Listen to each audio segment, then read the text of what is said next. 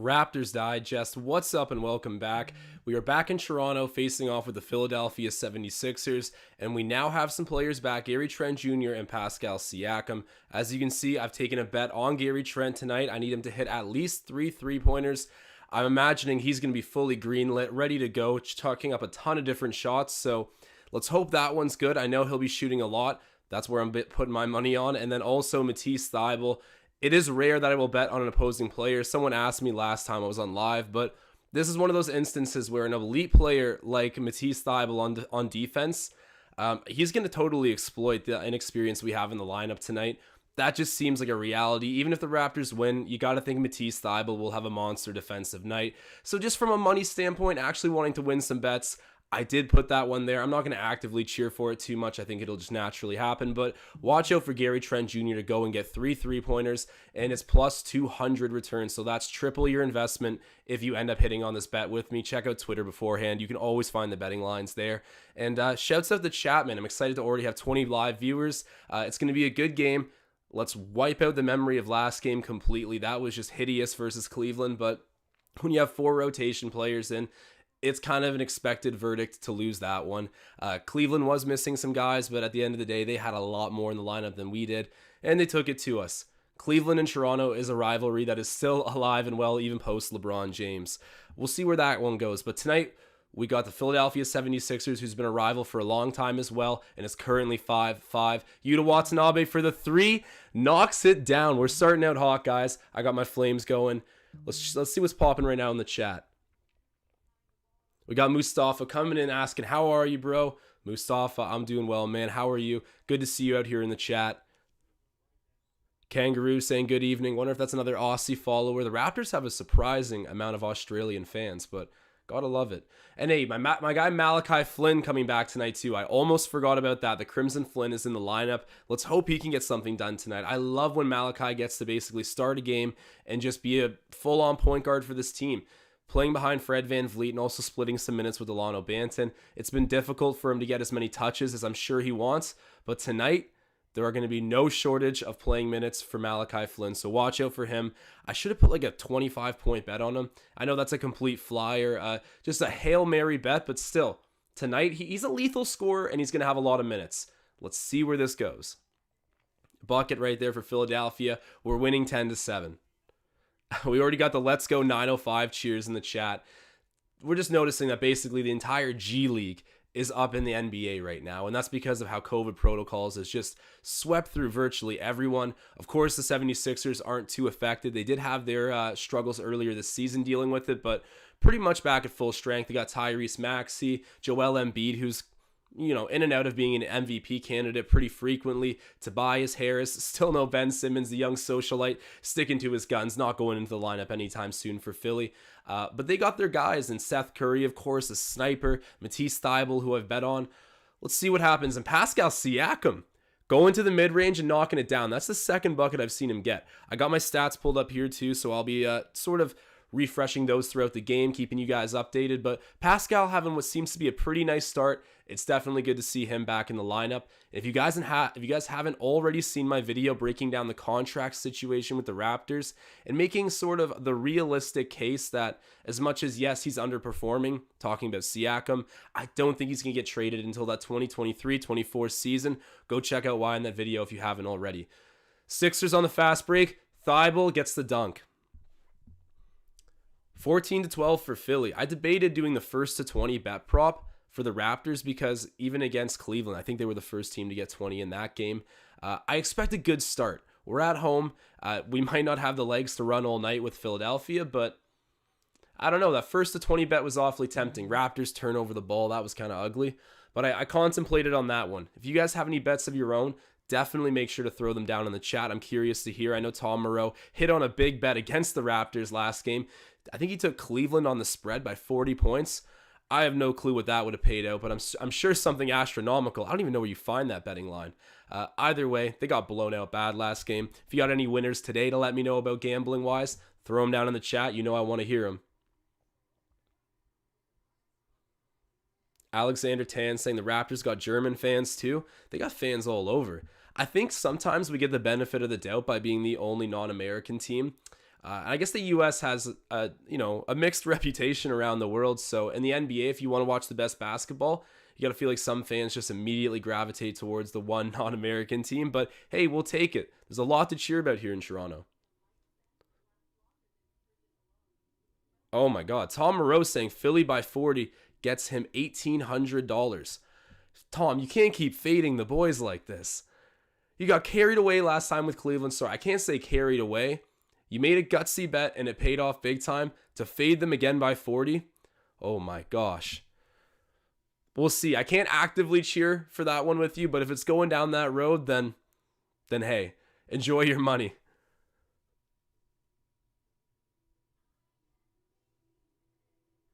Oh, Nefarious Speed saying he is an Aussie. Shouts out the Aussies, man. I love how many Aussies follow this channel. And Tom Moreau cashed out 400 on that last game. He's up in the ante right now. Betting units going way up. You should start doing the bets, Tom, instead of me.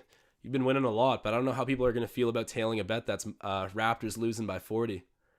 And if you guys are in here right now, we got 30 live viewers, so drop a like spike if you guys are checking this out right now. It's always appreciated. Saksham in the chat saying, we need steady Freddy.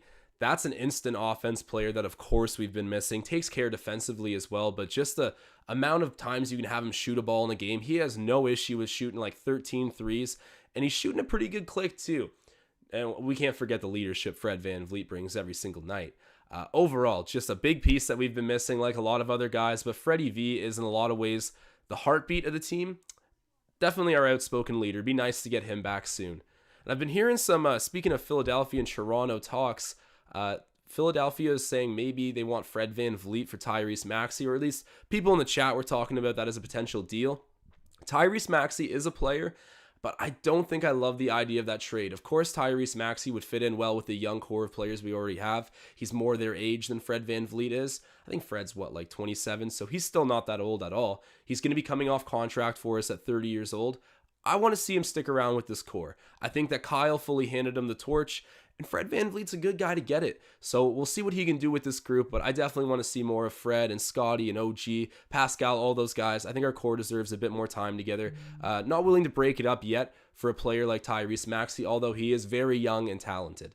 Joel Embiid with the ball right now, covered by Pascal Siakam. Two Cameroonian players going at it, and Siakam gets the defensive stop. Let's go. I get that Joel Embiid's a very dominant player, but I can't take him serious as like an MVP.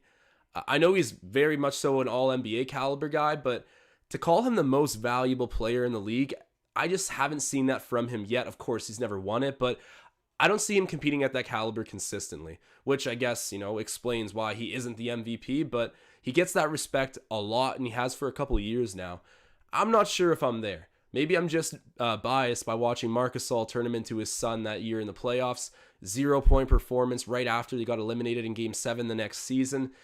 There's been some memeable moments for Joel Embiid, but he is really good. And Pascal Siakam knocking down the mid-range J again.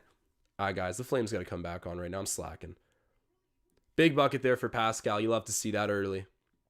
Getting in his rhythm. Tobias Harris shoots the three, misses it, and it's rebounded by Chris Boucher. Chris Boucher getting his opportunity to bounce back a little bit here and show the Raptors what he's worth. Slow start to the season, to say the least. It's in Pascal Siakam's hands right now, covered by Joel Embiid still. Pascal slicing and dicing, turns around, shoots the mid-range J, and misses. Cooling off a little bit there. We'll call that one a heat check.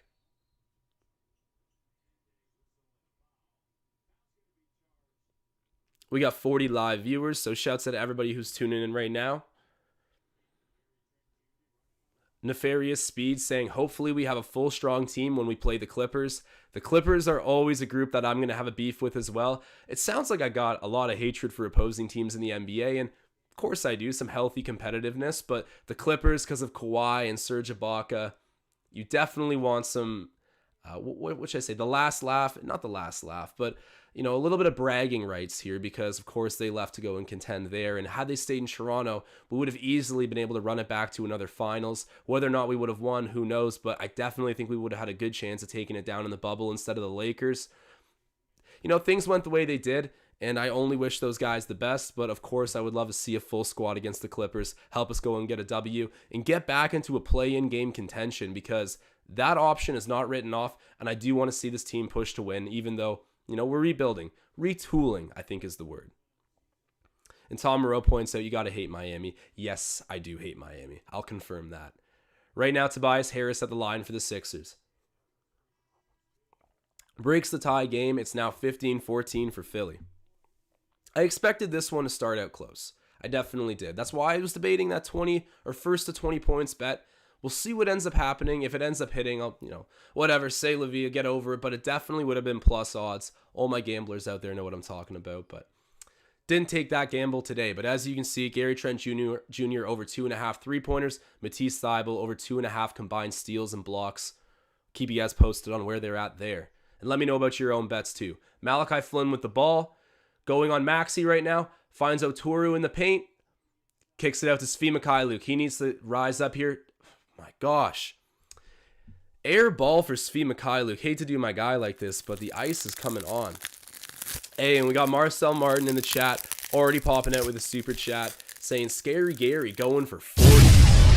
Marcel, I sure hope so, because if he does that, there's a decent chance the Raptors might get a win, and there's a really good chance that my bet on 2.5 3-pointers is going to hit as well. So I'm definitely rooting for that as well, and he's going to have his fair shot at playing time tonight. I mean, Gary always plays, but this is going to be open season for him shooting with other guys like Scotty, Fred out of the lineup, and OG as well.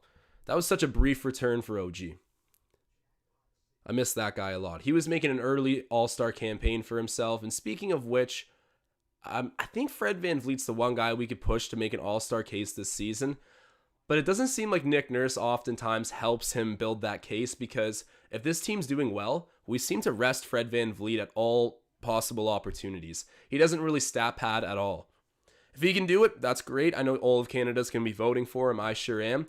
But it does seem like the all-star case for Fred VanVleet is iffy this year. Gotta hope he gets it, though. That'd be so big for him. He's already accomplished so much in the NBA for an undrafted player, or a player just in general. Malachi Flynn misses the layup. That was a tough one on the baseline. Tyrese Maxey coming the other way in transition. Gets blocked by Oturu, and Oturu fights for the rebound and gets it from Embiid. I like to see that. Let's go. Gary Trent for 3, misses. It's getting called back by the refs right now. What was that? Is there a foul going against the Raptors? Just a turnover, maybe? Either way, it's going to be Philadelphia 76ers ball here, but Oturu contesting at the rim and then fighting to get the rebound away from Joel Embiid. Just a massive 7-foot center. There we go. Having a guy who can run with an opposing 7-footer is really nice. Not saying that Oturu is going to do that consistently, but I'll chalk that up as a good thing going on. And here we go. We got Tremont Waters coming in. Okay, I'm gonna make it rain with the animation right now, because my guy Tremont Waters, he can shoot the ball. Screwed up the animation there. Here it comes. But Tremont Waters, he was not holding back last game. He actually seems to have a nice floor vision as well. He can play make, even though he did pick up a few turnovers trying to do so. I'm excited to see what he can get up to. And I'll leave it at, I'm thankful I did not bet that first to 20 bet, because Philadelphia now leads by 20-14. That would have been burned money. But we still got my bets in the top left corner, so stay tuned. And shouts out the 54 live viewers we got. Drop a like, Spike, if you're in here.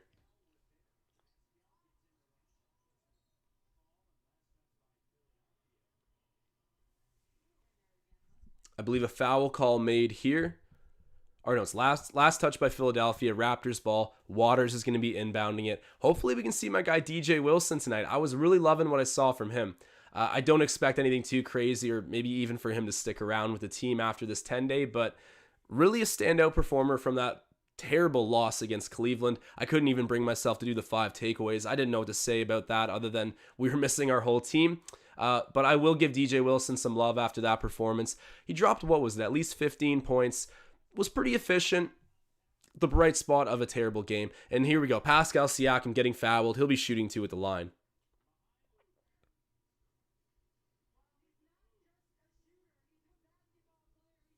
Shayar in the chat saying, Josh, thoughts on Nick Nurse saying Scotty's 6'10", way higher than official height of 6'7". I believe it. He always gets that Giannis comparison, and I'm not trying to compare them too directly. And Giannis did grow a disproportionate amount for anybody entering the NBA, but it's possible. I mean, the guy's 20 years old. He could grow at least a couple more inches, and I guess that's what Nick Nurse is saying, and that's that he already has. So that makes sense to me. And as he fills out, he's just going to look like even more of a specimen out on the court. It's music to my ears. I get that he's listed at 6'7". They always list KD below his actual height too. Maybe they'll update that soon for Scotty, but he looks like he could be 6'7". It's tough to tell, and his wingspan's so huge that he can fight for rebounds that guys at his height normally couldn't even reach. He's a guy that can go and challenge some 7-footers. Obviously, we want that player to also be a center who's ultimately going to be that starting 5 who's really good for us. But Scotty Barnes, he can do a little bit of everything, and apparently 6'10" now. Music to my ears.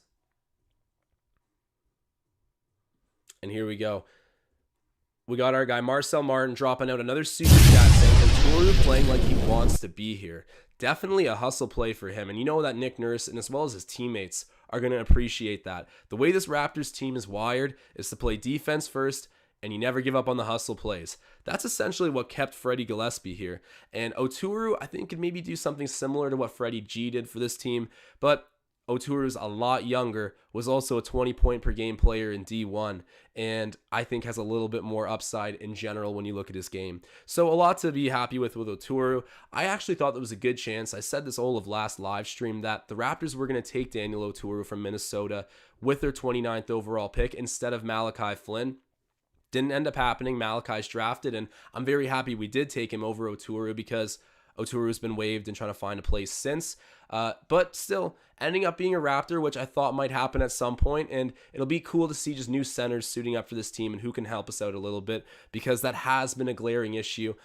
And it's interesting because in some way, I said this before too, we are like reasonably deep because your first string center is going to be Khem Birch ideally, and then Precious Achiuwa is a really strong guy to come off the bench and play the 5, and then Chris Boucher I think is a really good third option as a center. You can probably call him like 2A and 2B with Precious Achiuwa, but the issue is the 7 feet tall. We need that. Maybe Scotty Barnes can continue to grow and get to Giannis's size, and then we'll be set.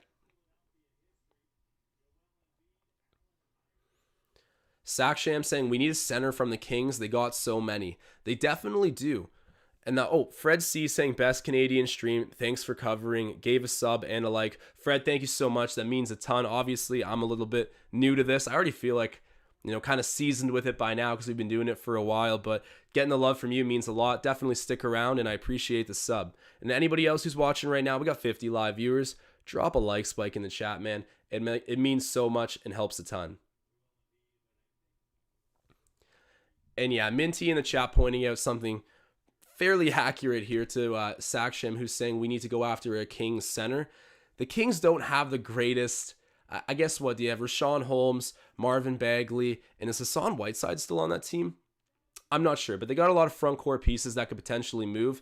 And Marvin Bagley kind of lives in the shadow of Luka Doncic because, of course, they had an opportunity to draft him, the Kings did, and passed up on it because of some beef that Vlade Divac had with Luka's dad in Europe. That's a whole thing. Check out a video we did on that on Courtside. But I think that comparison's hurt Marvin Bagley a lot. He is relatively good when you look at his numbers, just not a defensive monster, which might keep him from the Raptors really going after Marvin Bagley. Seth Curry hits the 3. He is such a good player. It's wild to see that shooting has just run in the Curry family. Seth took a while to turn out, but he's seriously up there with his brother in some of the percentages and three-point shooting stats in the league. But Steph Curry is an MVP guy. I can't compare them too closely, but still, do not sleep on Seth Curry, man. He's one of the most explosive scorers for Philly. Oh, and Pascal Siakam. Let's go.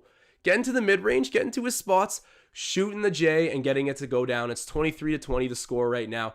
A better defensive first half for the Raptors compared to that Cleveland game, even though we still managed to score 34. Got bailed out there. That should have been an open 3 by Niang. Misses, though, and here we got Gary Trent Jr. coming the other way.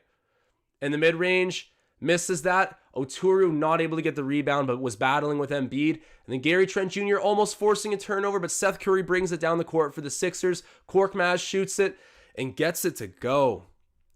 Disappointing. Good full court press there by the Raps, but ends up with 3 points for the Sixers. They lead by 6 with a minute left here in the opening frame. And we got Susie in the building right now saying, good evening, Josh. Good evening, everyone. Sup to Susie, another legend, always showing up in the chat. Pascal Siakam right now with the ball. He's got 8 seconds on the shot clock, covered by Korkmaz. In the mid-range, oh man, you love to see that. Pascal Siakam getting it going early. I'm going to get the money animation going with that too. Pascal getting to his spots in the mid-range, playing spot-up finesse basketball, getting it to go versus the Sixers. We're down by 4.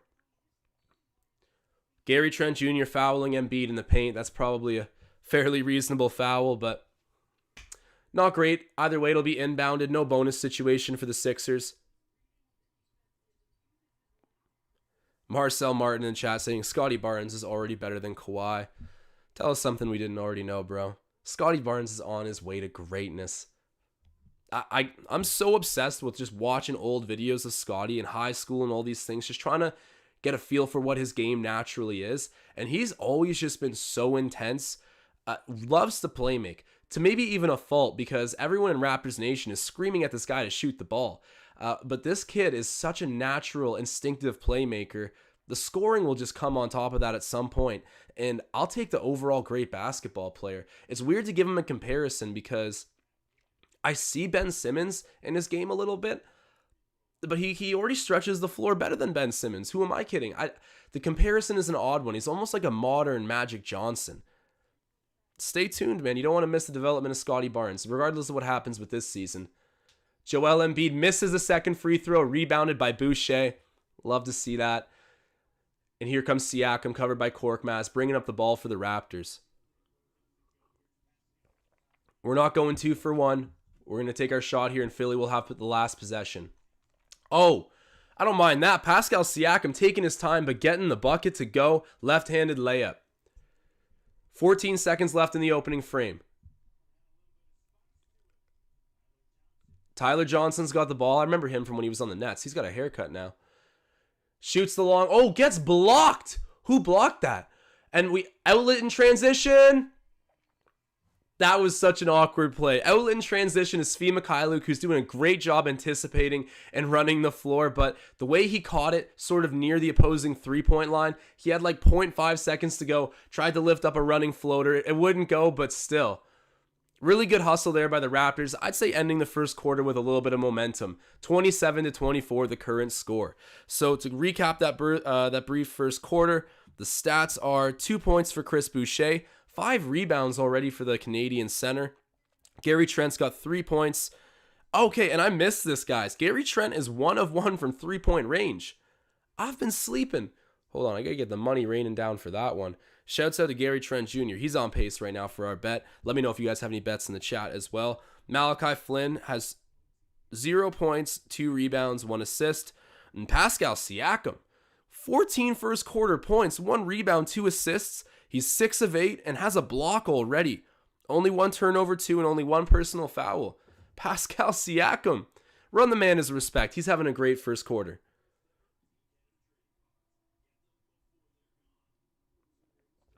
Tyler in the chat asking, is DJ Wilson not on the bench? I would suspect he probably is on the bench. I haven't really looked over and seen him, but I do think he is going to be back with the Raptors tonight. He signed a 10-day contract, and even though we've got some players who are healthy now or out of COVID protocol, it's not close to a full lineup. And I'd assume DJ Wilson would be, if you're sending anyone down, I don't think it would be Wilson. Maybe some guy like Juwan Morgan or even Tremont Waters, I don't think played as good as DJ Wilson, but don't sleep on Waters. I actually kind of like his game. I don't think he'll stick around, but he can pass the ball. He's got good vision, and he's not afraid to shoot threes. Not a bad guy to fill in on a 10-day. Speaking of that, I wonder where Isaiah Thomas is landing. If you guys think about somebody in the league that needs Isaiah Thomas on the roster, put it in the chat. You know how many people slept on Carmelo Anthony, so maybe IT's got something left to give the league.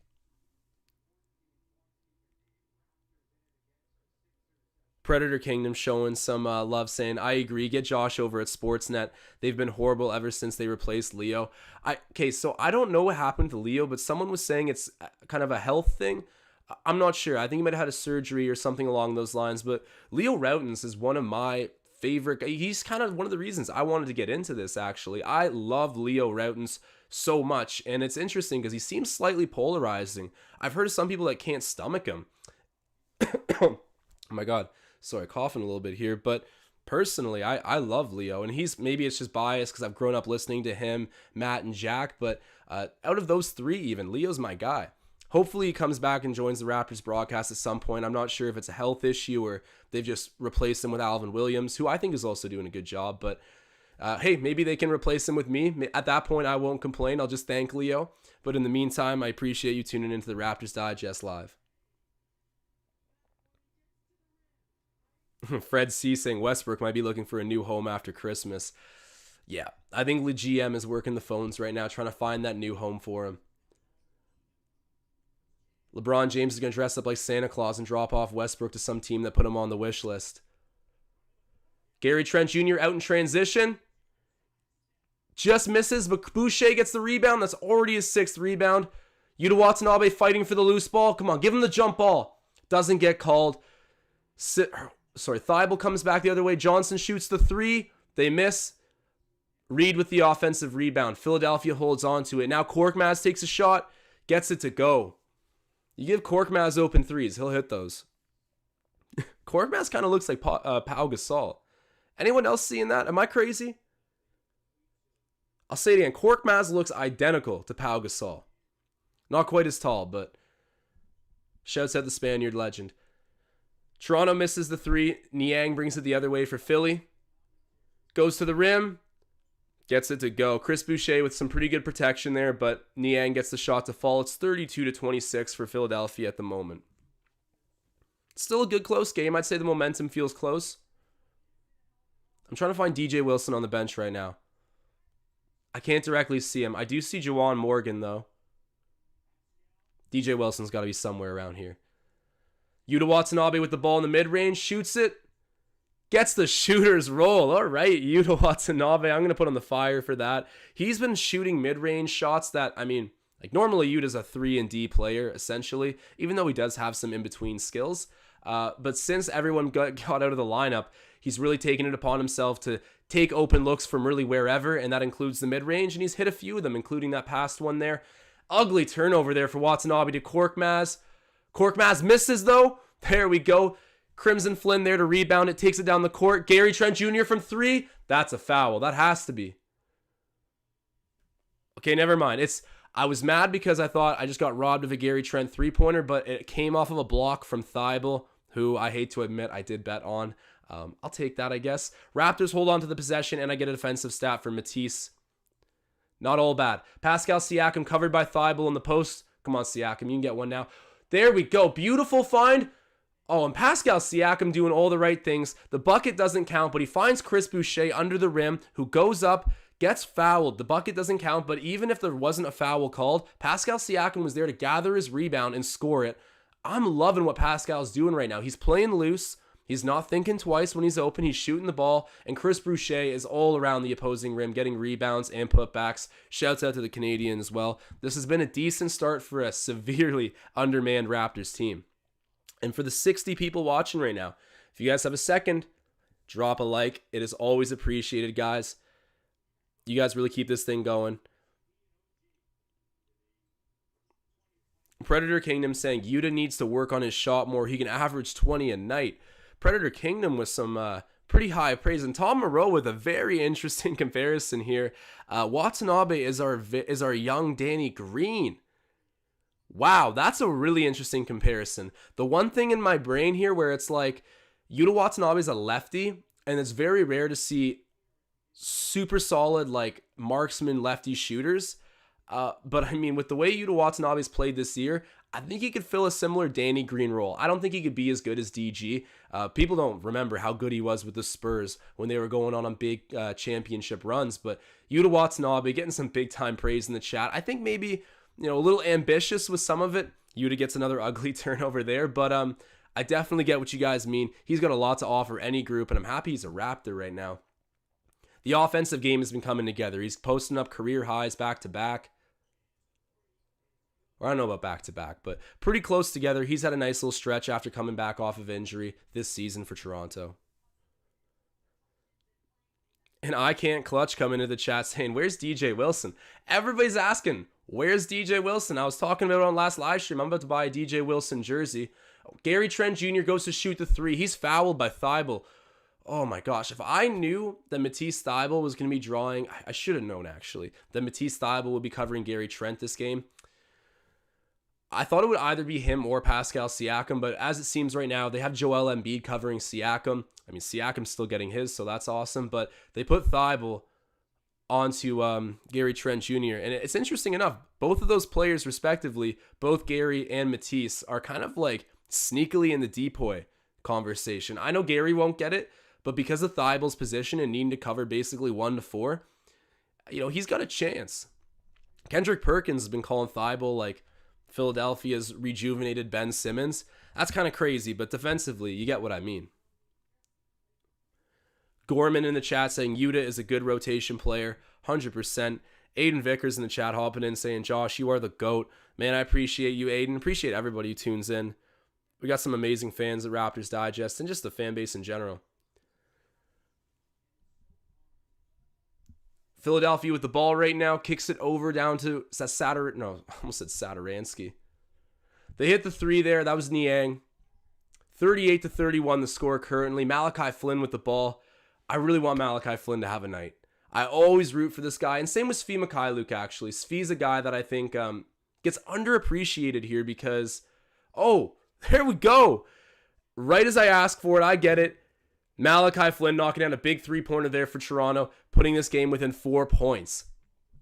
But Svi Mikhailuk's got such a special skill set, a skill set that contenders look for. You shoot threes, play hard defense, can make the right passes, but he's been streaky. And I don't want to pull the he's young card because he's not like a rookie or anything. He's been in the league for like 3 to 4 seasons. But I would want to keep him around. I could see this Raptors team getting really good and still having Svi Mikhailuk on their roster. He's a bucket. Like, what he does is hard to find, even though he doesn't always do it consistently. You get me? Does that make sense? Drop your opinion on Svi Mikhailuk in the chat.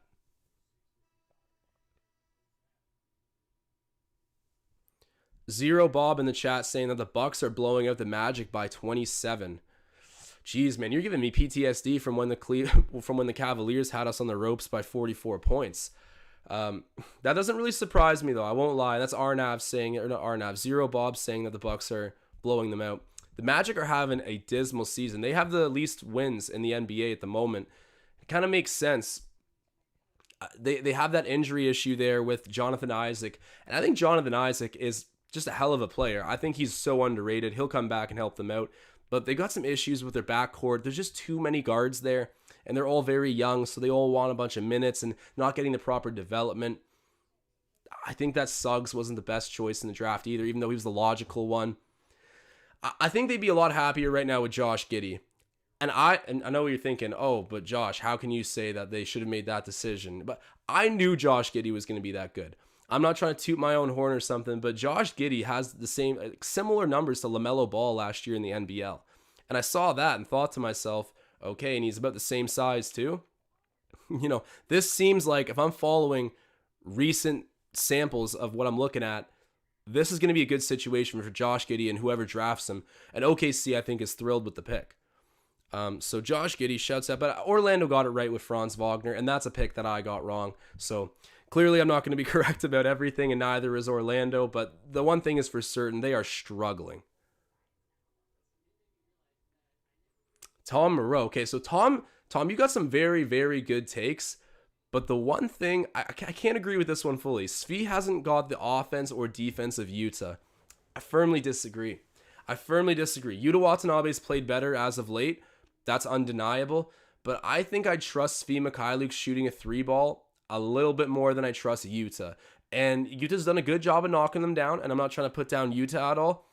I just think that Svi Mikhailuk, Yuta Watanabe's better at defense than Svi, but Svi's still an above-average defender most times, and his shooting upside is crazy. Like, he is pure offense. He does it smooth.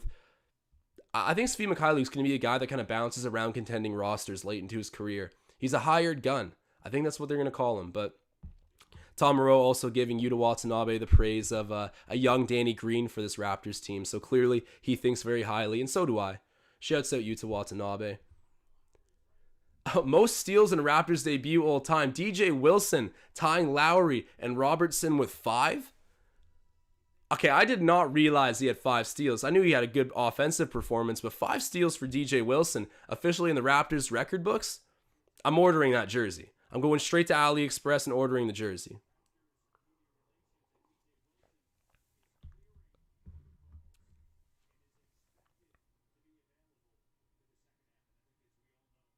Marcel Martin, he's siding with Tom here, saying Utah better on 3. At the moment, yeah, but I got to stick to my guns. I think Svi's the better 3-point shooter. But there's no denying right now that Yuta Watanabe deserves all the minutes and responsibility that he's being given. He's aced all the tests we've handed to him. Right now, Paul Reed at the line for Washington. We're down by 2 points, 6:55 left in the first half. Shoots the free throw, misses it, and there, another rebound for Chris Boucher. He's got, 8 rebounds already for the Canadian. That's awesome. He's got 7 points too. Malachi Flynn with the ball. I got a feeling he's going to go try to get a bucket here. He's covered by Tobias Harris. Thinks about it, but passes it out to Siakam, who's been hot in the first half. Shoots the 3, misses it, and it's rebounded there by Tobias Harris. Outlet up the floor to Maxey. Got to give Maxey his respect too. He's been balling out, helping to fill that Ben Simmons void. It's interesting. Maxey up the offense, and then Thibault up the defense, helping by committee to fill that void that Ben Simmons, it's still in my opinion, like an all-NBA star player has left. When I say all-NBA, I mean on defense, of course, but defense wins championships. Cannot undervalue an asset like Ben Simmons. And that's why I understand the Raptors were checking up on him, seeing if they could get him for a crazy discount. At the end of the day, such a toxic personality, but you got to appreciate borderline superstars. I will call him that. At his best, he has been that. Siakam misses the mid-range J. That was a good little look there. Just spills out over the rim. Tobias Harris covered by Yuta. Come on, Watanabe. Put the clamps on him. Gets around the pick. That's good hustle. Maxey takes the mid-range. Gets it to go. That was pretty good defense and rotations by Toronto, but Philly ends up with the bucket. 42-36 is the score. All right, Malachi, you got to go give it right back to Maxey now. That's the only logical thing to do. Takes the 3. Misses it. Chris almost gets the rebound, fights the ball loose, ends up with Svi Mikhailuk to Yuta Watanabe, drives the hoop, gets it to go.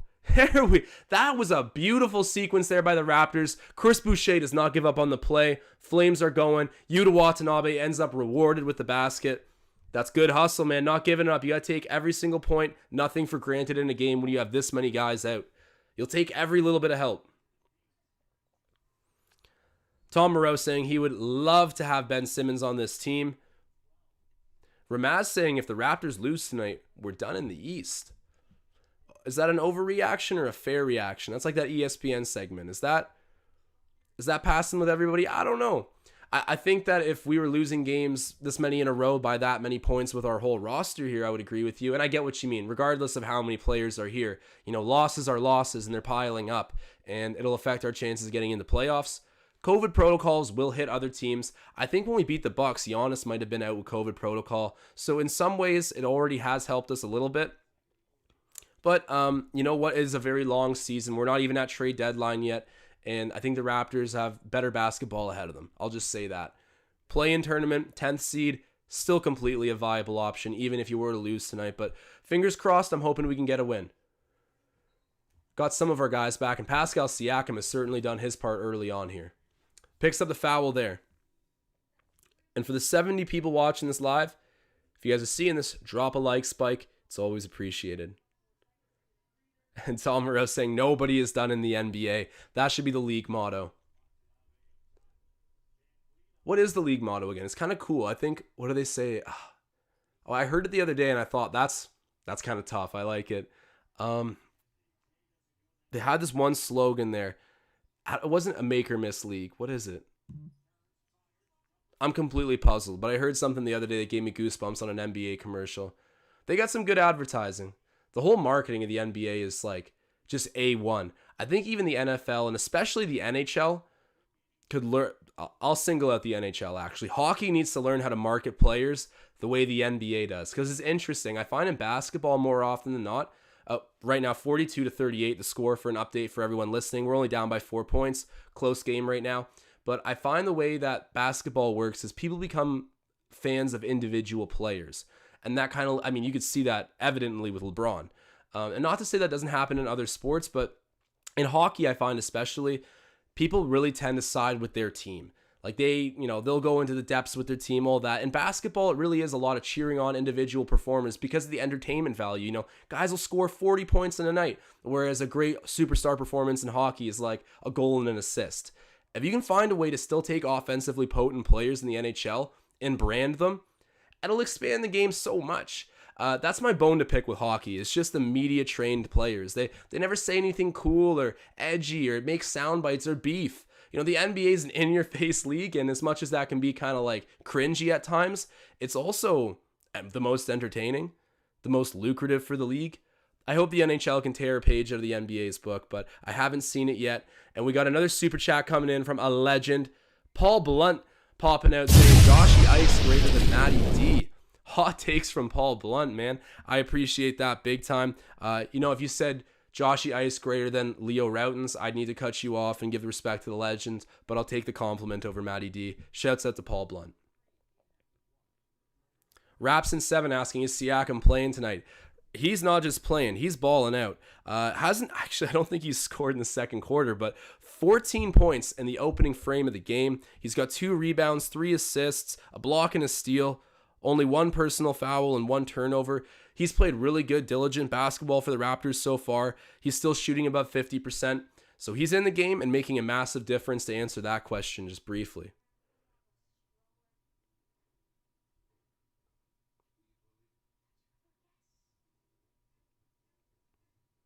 Tom Moreau saying, it's a test or miss league is the NBA motto. It certainly has been this past month.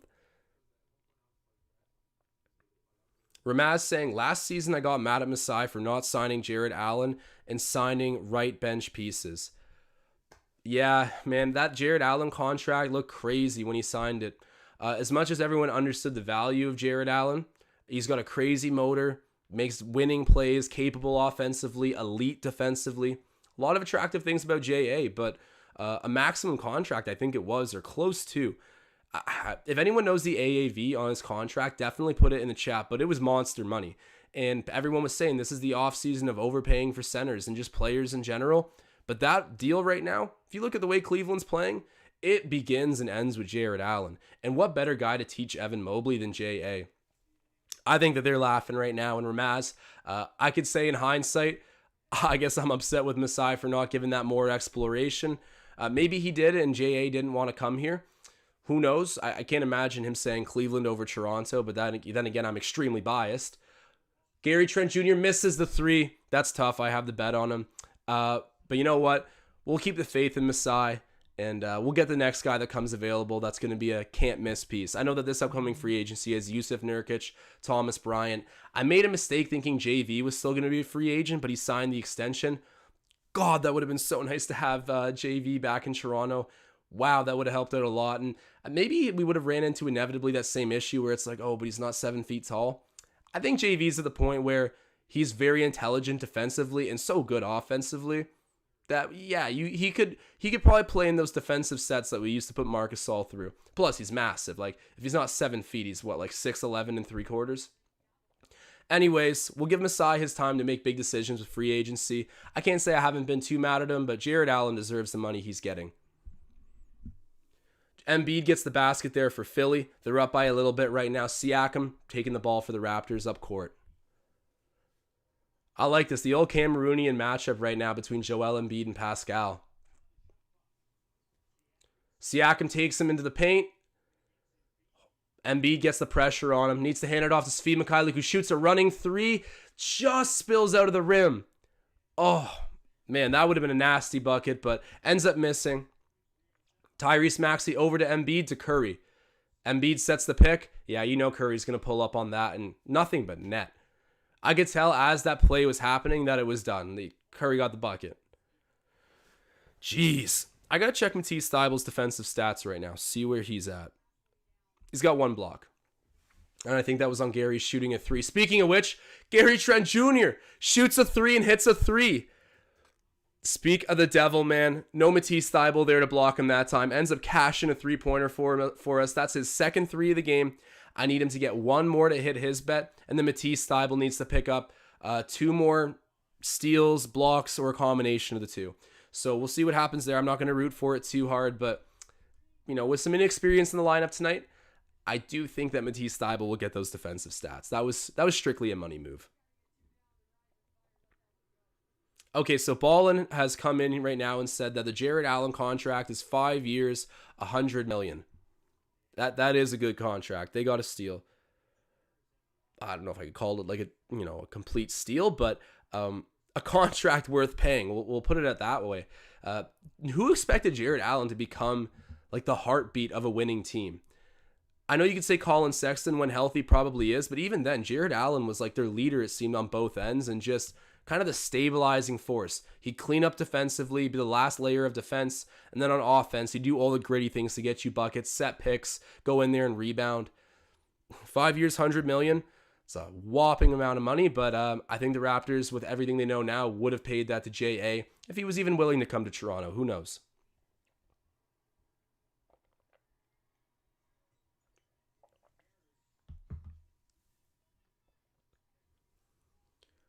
All right, so our last 2 minutes and a half here. Tom Moreau's calling this danger time. You got to finish strong. We're down by 6 points. It's 47-41. Let's get this thing close going into halftime. And Nick Nurse is out on the court. He calls a timeout and wastes no time whatsoever marching out to essentially direct his guys where he wanted them on the court. Oh, and he's chewing off the ref's ear right now as well. When he ran out there, I thought he was mad at the Raptors players for whatever scheme they were playing in, and he was about to go physically grab someone and move them like they're playing rep basketball again. Either way, a timeout's called. I'm seeing that Nick Nurse is agreeing with Tom Moreau here that the last 2.5 minutes is crucial for them to finish strong, and right now it's a close game, so calling a timeout to tighten all the bolts and make sure we get into halftime alive, because that was hideous last game. We don't even need to rehash that. Didn't expect too much of a different verdict, but yeah, Raptors getting whooped.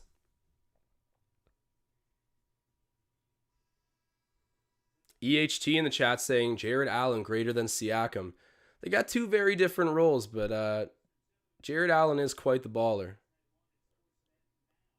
Saksham saying Jared Allen is useless without Garland.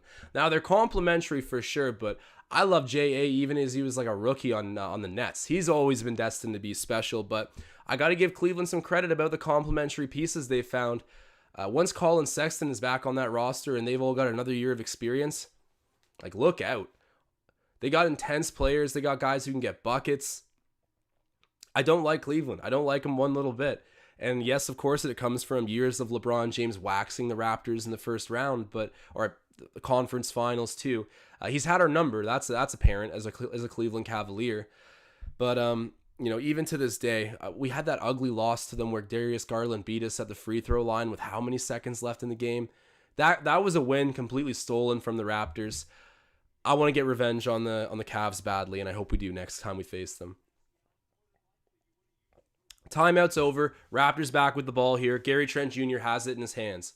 Hands it off to Svi Mikhailiuk, who's covered by Maxey. All right, Svi. Show your worth right now. Throws it over to Pascal, who shoots the 3.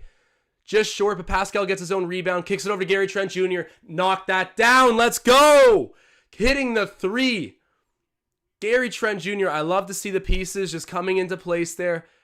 That's his 3rd three-pointer, folks. We have hit that part of our bet. So I'm juiced up about that. The Raptors only down by 3 points at the moment. Big bucket for Gary Trent Jr.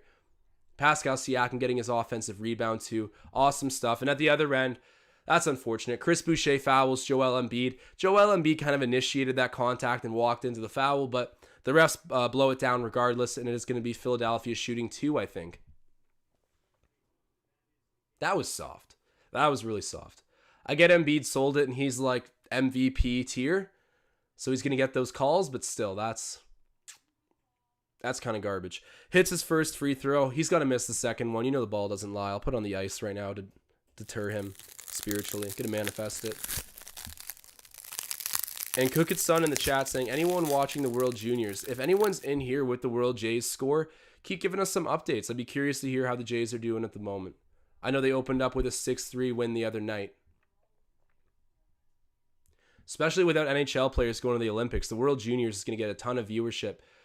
That's going to be some good representation of Canadian hockey, because unfortunately we won't have that fully at the Olympics this year.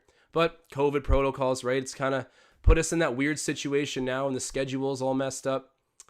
Svi Mikhailuk hands it down to Pascal Siakam, who's fighting with Tobias Harris in the post. Takes a contested mid-range J.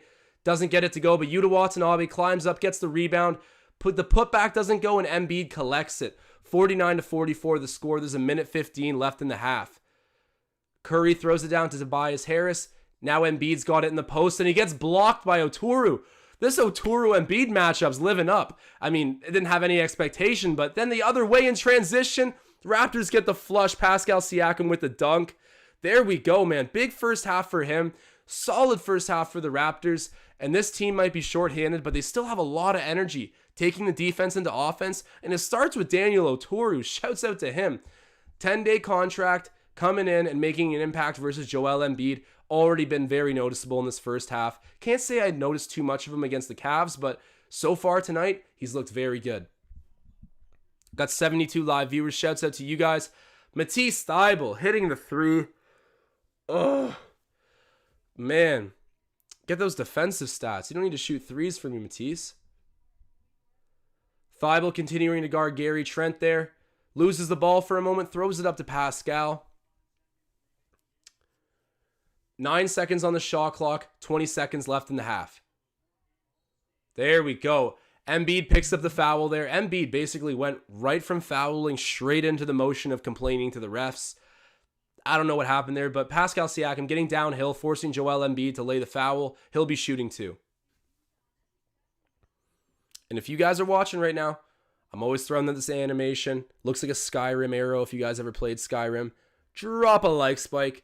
You guys are the greatest. Every like definitely helps us in the algorithm, the recommendations.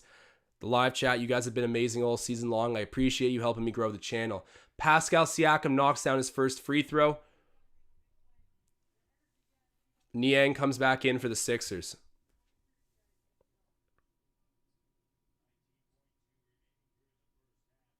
Oh, Mr. JJ saying it's 6-0 for Canada right now in the World Jays game. Wow. I got my Roots on. A uniquely Canadian brand. I always felt like Roots was going to get really big in street fashion. I still think that could happen. We'll see. Drake's got to come out repping it more, but he's always wearing OVO. Curry with the ball here. He's going to get the last shot off for the Sixers. We're down by 4 points. Curry shoots the three. Oh, man. Gets it to go. 2.8 seconds left. The Raptors are just going to be able to get a shot off.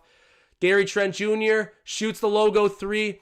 It's an air ball. Looked like it was on the right line, but nowhere near enough juice to get to the rim. And the Raptors are going to go into the half down by, I believe, 7 points now after that untimely three-pointer by Seth Curry. He's a bucket, man. I was talking about him earlier. As much as he is the other brother to Steph Curry, this guy's also one of the best shooters in the league. Apparently, it runs in the family. I know Del Curry says he couldn't have seen it coming, but it's here, and both of them are really great. Seth Curry, man.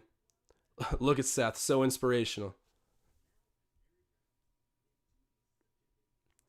So 52-48 is the score going into halftime. Or sorry, 55-48. My apologies. That didn't sound right the first time I said it.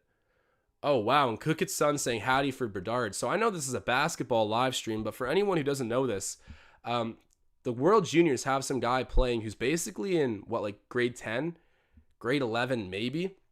Either way, he's got some version of exceptional status. He's this good at hockey. So Connor Bedard is playing with guys a year older to a couple years older at a top showcasing tournament for Canada, and he scores a hat trick. This kid has McDavid level all-star written all over him. We'll see what happens. I mean, if that even exists, because McDavid is in a whole kind of category of his own. But when you see guys like that, it doesn't seem too unrealistic to say that he could get to a bona fide level of stardom in the NHL. All the NHL needs to do now is market this Bedard kid. Take a page out of the NBA's book. But that was crazy. 6-0 for Canada at the World Jays. Got my Roots on, feeling festive. Don't go over there yet. We got this live stream going on. And the Raptors are in a close one, down by 7 points. But I would say that first half still felt relatively energetic. The defensive effort was there. Of course, they got their buckets, but held them to 55 in the opening half. Not great, but definitely not bad. I'd say considering your situation with the roster and COVID protocol, pretty good. And you'll give yourself a fighting effort in the second half. I know Tom Moreau's betting on another massive loss for the Raptors tonight. Cashed out on that Cleveland one. But I'm optimistic tonight can be a closer game for Toronto. Obviously have some of their players back at least. Drop your score prediction right now if you guys have one in the chat. I'm curious to hear what you guys think. I'm going to go with the Raptors win 112 to 107. Yeah, that sounds right. 112 to 107. That's my final prediction. Raptors win. Let me know what you guys think in the chat. And no, I will not put money on that. Diljit in the chat saying hat tricks are always cool. Hey, if you can score 3 goals in a game, I consider that pretty cool. That is the one difficult thing about marketing hockey is basketball is such a fast-paced game that people are scoring. You could only drop 10 points, right? But score up to 5 times. And that gives a little bit more entertainment value than being held pointless but having a good game, which happens all the time in the NHL. So I do think the NHL can do a better job marketing, but to a certain extent, it's just like the differences of the game. They're getting better about it. I'm confident the NHL will get to a good point in their expansion mission that they're on. That's enough hockey. I'll get back to this basketball subject. So to read out some of the box scores right now. The Raptors, Chris Boucher, 7 points, 10 rebounds. He looks poised to pick up a double-double tonight. Really intense. It's not quite the Chris Boucher of old from last season, but the effort level is way up. And who am I kidding? He's back out there trying, getting big minutes, and he's looked good tonight. And he also has 2 blocks. So we'll take that. He's still efficient, 3 of 5. Gary Trent Jr. with 11 points, 1 rebound, 2 assists. Not so efficient. He's 3 of 11, but from 3-point range, 3 of 6. He's got 2 turnovers, no defensive stats. A little bit of, I guess, mixed emotion half there for Gary Trent Jr., but 11 points. We'll take that. 3 points for Malachi Flynn, 3 rebounds, and 1 assist. He's 1 of 5. This was the guy I really wanted to have a breakout game. Definitely not a breakout half, but I'm optimistic again that the second half could bring better things for Malachi. The bar is pretty low at this point for the game for him, so even coming out getting a good 5 points, a few setup buckets, maybe some energetic defense, that would be a successful outing for Malachi. Pascal, that was really the story, especially of the first quarter there. Ended up with 14 in the first quarter, 4 in the second, for a total of 18 points, 3 rebounds, 4 assists. He's 7 of 13, perfect from the line, and then from 3, he's 0 of 2. But picking up a block as well, so some energy on defense. And he got a basket too that didn't count, but he's all around the basket right now, following up for guys that are missing. He's playing a great all-around game, and you can tell he's not second-guessing it. If he's left open, he doesn't care. He just gets into that shooting motion right away. If you close out, he'll pump fake you. But for the most part, he's looking to score first. And, I guess that's been a bit of a double-edged sword at points this season. But what I love is that he looks dialed in, and he's not second-guessing anything. Pascal Siakam with a big 18. Yuta Watanabe, 7 points, 4 rebounds, 1 assist. Tom Moreau in the chat is calling him the young Danny Green of our team. And oddly enough, I see it. I see it in a very weird, reduced way. But for some reason, that comparison still resonates with me. So the young Danny Green, a.k.a. Yuta Watanabe, having a nice little half for this Toronto team. He can't stop recording double-doubles and career highs. Very happy for him. And then Svi Mikhailuk, the guy that I just defend all day, to just have blow up in my face like this. 2 points, 0 rebounds, 1 assist. He's 1 of 3, 0 of 1 from 3. He's got a steal. He's not playing great.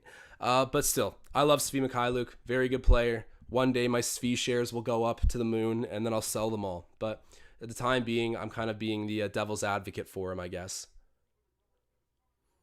Oh, man, Tom Moreau saying the fatigue about to set in. Philly by 23. Tom, that's just your money talking right now. I know you don't want to see that. Drew in the chat saying 7-1 versus Austria. I believe that's an update of the Canada World Jays game. Connor Bedard with a hat trick for anyone that missed that update. Crazy stuff. And Tom Moreau saying Gretzky greater than MJ. When you think about it, Gretzky is like Okay, this is a funny hockey story, and guys, forgive me, I'm talking so much about hockey. If you guys are hockey fans, go check out Leafs Digest. But this quick story, while Tom Moreau brings up Gretzky. So Gretzky, everyone knows who Wayne Gretzky is, but in case you don't, head and shoulders, statistically, the greatest hockey player of all time. And he played in an era where you didn't need to be exactly a superb athlete. And he had this thing where every game, every time before he would play, he would eat a hot dog and a Coca-Cola, except for when he was in Chicago. Then he would eat deep dish pizza. So it's just like, in hockey, they don't seem to be the same athletic specimens. Like Wilt Chamberlain was playing at the same time as Wayne Gretzky. And you look at that as an athlete versus Wayne, who's crushing a soda and a piece of pizza before his game, where he's going to get 3 goals. It's just interesting differences in sports there, but Wayne Gretzky's a full-blown GOAT. Respect to him and shouts out. Greater than MJ, Tom Moreau's saying. I can get behind that. But is he greater than LeBron? Maybe I'll make a poll in the chat. P-Daps in the chat saying, Oturu looks lively. That's for sure. He's out there working really hard, but he's also saying that he'd like to see DJ Wilson again. DJ Wilson was that one guy who was really, kind of a lifeline through our last game. It wasn't defensively as much as it was on offense, but he had 5 steals. I'm just saying, I noticed him taking some difficult takes and hitting them. So shouts out to DJ Wilson. I haven't seen him yet this game, but I believe he's still on the bench for the Raptors and probably will get some minutes as fatigue sets in the second half.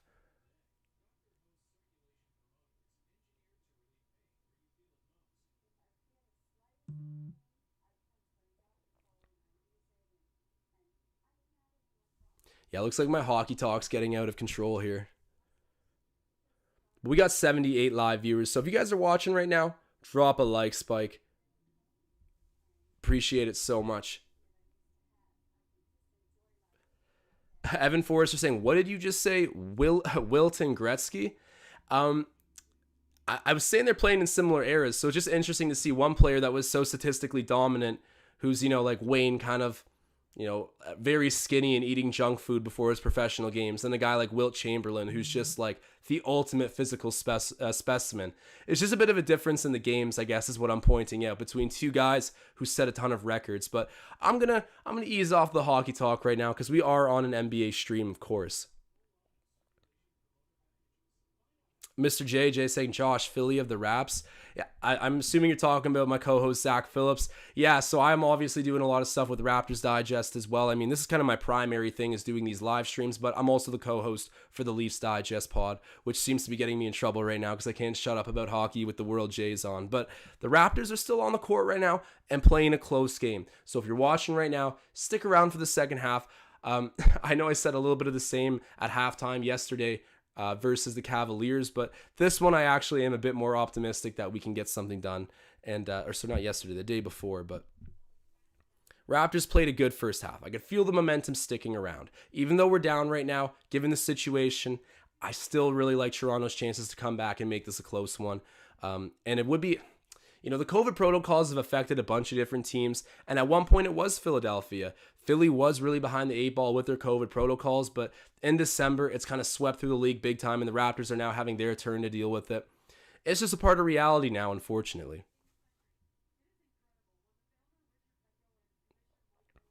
Diljit asking, wait, are YouTube memberships on pause? I need Marcel to comment for confirmation. Marcel, if you're hearing this, I've got a question for you in the chat, because to be quite honest, I'm not even sure. I haven't heard anything about the memberships being on pause, but I could be incorrect there.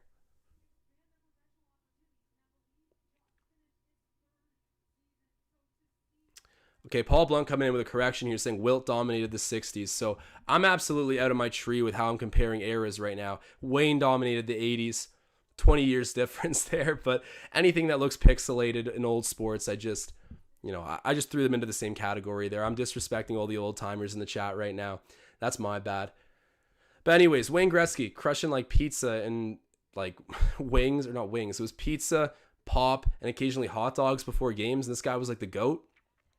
It's crazy. Some people are just born with it. I think that's proof. And shouts out to Ray Zhang in the chat, man. Appreciate you coming in and tuning into the game. Definitely stick around for the second half. So let's look at the Sixers side of things. For the Sixers, Embiid has 12 points right now. I got to give some cheers to Oturu, who's done a relatively good job covering him. Obviously, still 12 points. Embiid's still shooting above 50%, but I think the rim deterrence of Oturu and also fighting for rebounds has been noticeable for Raptors fans watching tonight. So shouts out to Daniel Oturu.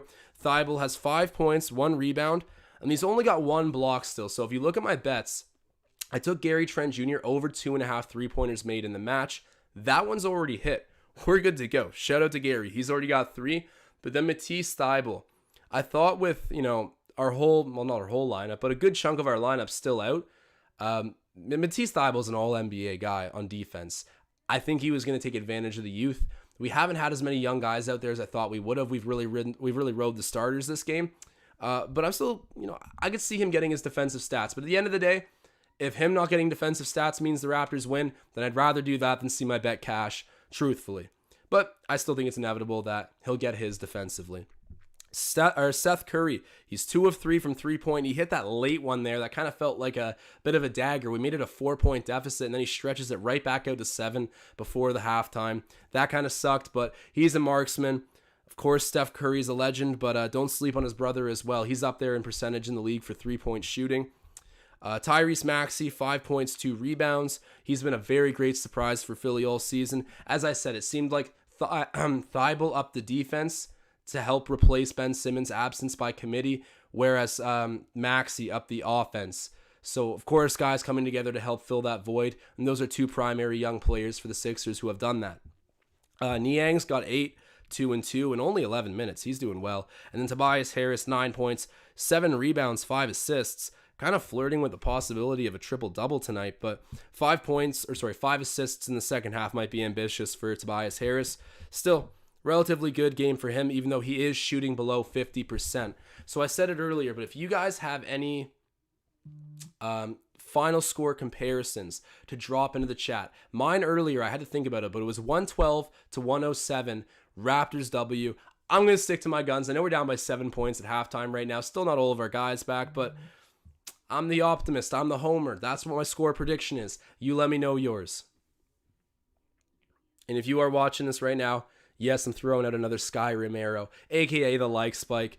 Drop a like if you're watching. It's much appreciated.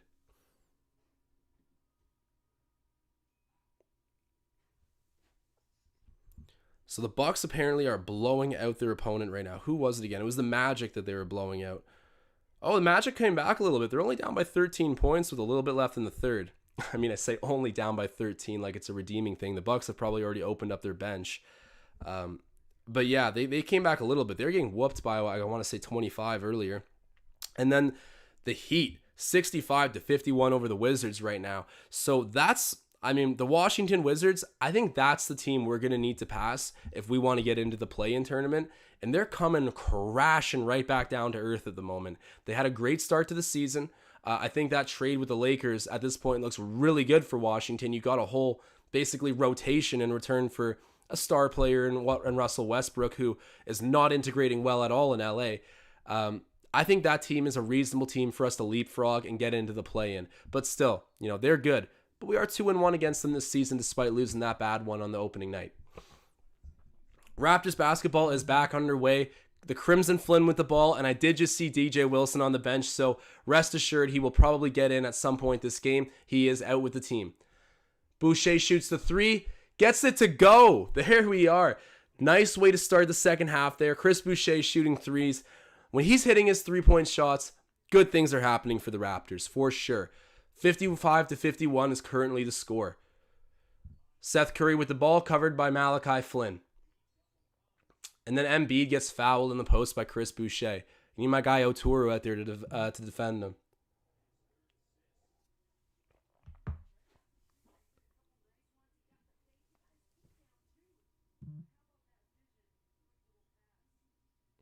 Teflon says, good first half. Time to lose by 20 now. Let's keep optimistic. Who knows? This Raptors team's probably playing pretty light at the moment. And it's nice, too, because Pascal Siakam plays so good without pressure on him. And this is a night where, although Philadelphia's got most of their guys, we're not looking at the Raptors like we're expecting them to win because of the situation. So I think Pascal can be pretty loose, not feel like a crazy ton of pressure on him to, win the game. I think that if they play well and have fun with it, it could naturally happen. So let's see. Down by 6 right now. We're 2 shots out of it. It's a 2-possession game, and Malachi Flynn's got the ball. I'm hoping Pascal stays hot throughout the second half. Over to Chris Boucher to Pascal. Shoots the 3. Airballs the 3. I might have just jinxed him. I hate to do this to my guy, but I'm putting on the ice. I'm hyping him up, and he shoots an airball. That sucks. But anyways, it's a long second half. Let's see where this goes. Philadelphia misses the 3. It's going to be Raptors ball. Ramaz says, get Siakam out of here. You know what? Even though that air ball sucked, I think he's played a great game. And of course, with the bench being this shallow at the moment, I think we're going to take as many viable minutes from Pascal Siakam as possible right now. Chris Boucher shoots another 3. Gets it to go. Let's go, Chris. Yes, sir. That is what you want to see as a Raptors fan. Chris Boucher knocking down the 3s, putting the Raptors within 1 shot of tying the game. He's covering Embiid high in the paint. Kicks it over to Tobias Harris. Back to Embiid. He's going to shoot the 3. Gets it to go. He's got a decent shooting stroke for a guy that big. Wow. He can handle it too.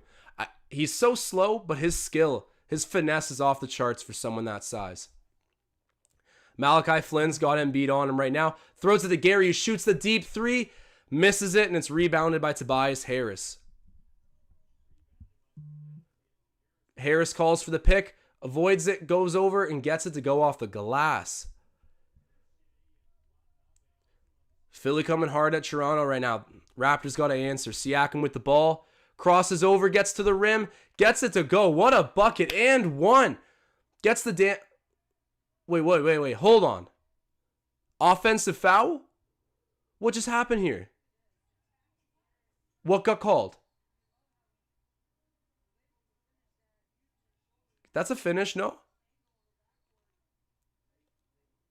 Okay, it counts. I don't know what was that commotion after. Pascal looked upset. I don't know why that...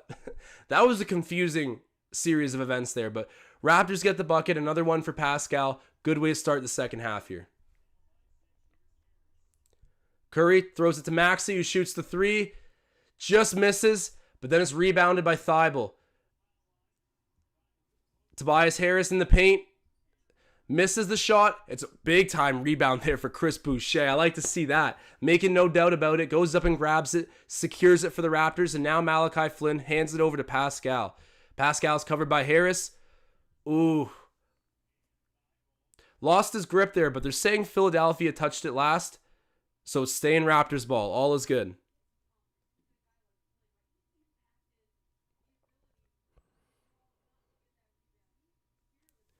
So 6 Canada saying Raptors fans hate Siakam and the Knicks fans hate Randall. Man, that's funny. They are an interesting comparison. Chris Boucher.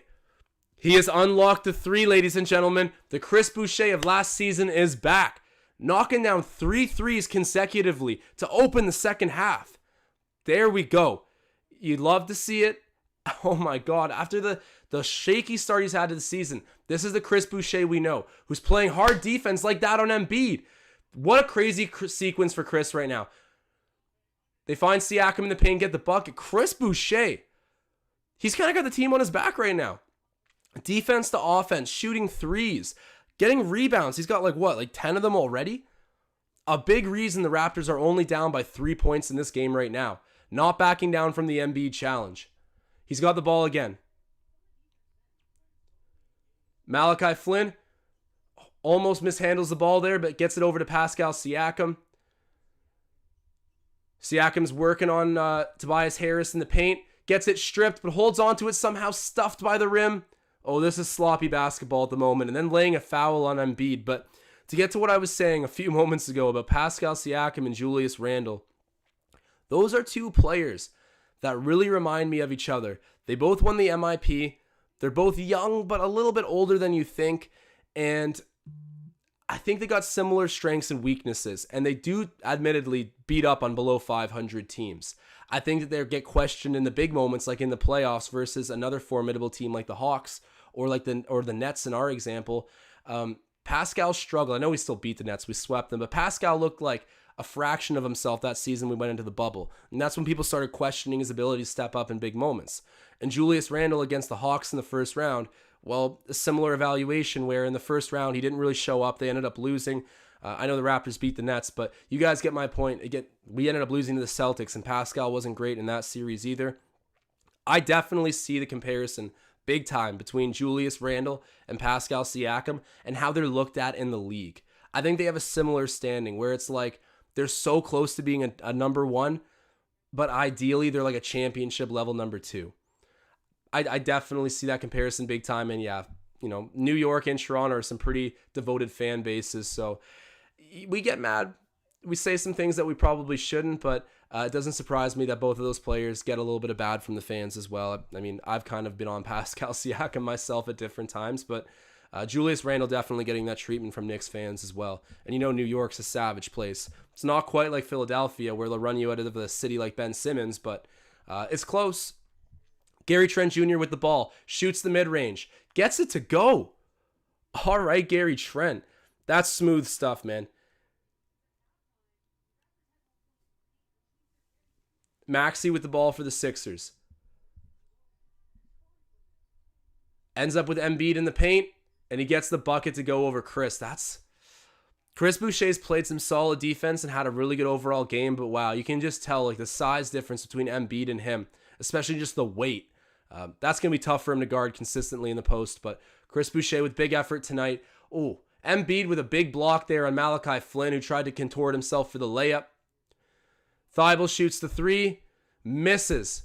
And then Chris Boucher climbs up to get the rebound, almost passes the ball into a turnover, but stays with it. And wow, what a defensive play. It sucks because I don't think that's going to count as a stat for Matisse Thybulle. And obviously it's against the Raptors, so I'm not happy to see it. But running the length of the floor to get back, hit it off of Pascal Siakam's body, and get themselves back the ball. It's impressive.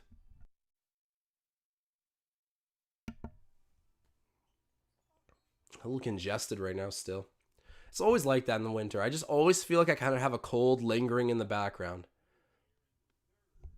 I gotta start eating more vitamin C. Jordan Binner in the chat saying OG for KP. Interesting trade proposal. I don't know about that one. That is a very interesting trade proposal. What do we think about that, guys? OG for Kristaps Porzingis. Would you guys consider that trade? It would definitely land that missing piece for Toronto, get that 7-footer. And KP, I know he's had a bit of a streaky career, but you get some star upside there that Toronto might be able to unlock. Would that be something worth exploring? I tend to be like a little conservative with it and say that I don't think I would do it. I think we can find that center elsewhere without needing to give up an amazing two-way asset like OG Anunoby. But I don't know. It's a very interesting question.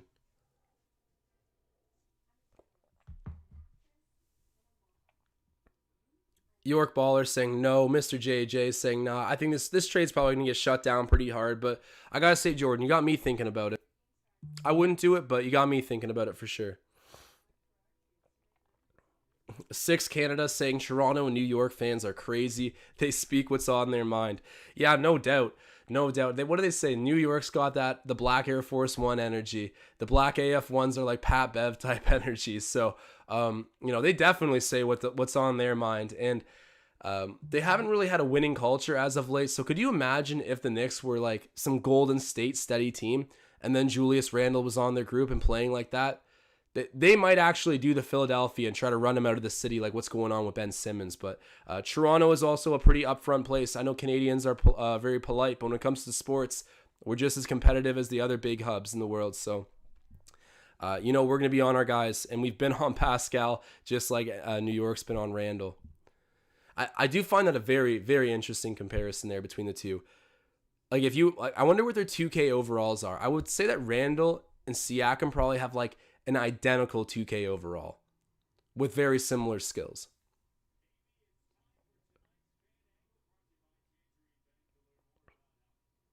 Galactic saying Joel is embarrassing the Raptors. I mean, he's been having his moments, right? He's MVP caliber guy, so he's expected to do that a little bit during a game, but what does he got right now? So Joel Embiid at the moment has, he is having a pretty good night actually. 22 points, 7 rebounds, 3 assists, 7 of 10, 1 of 1 from 3, couple blocks. Yeah, he's having a good night. No doubt about it. I wouldn't say like destroying us or anything or embarrassing the Raptors, but he's playing good.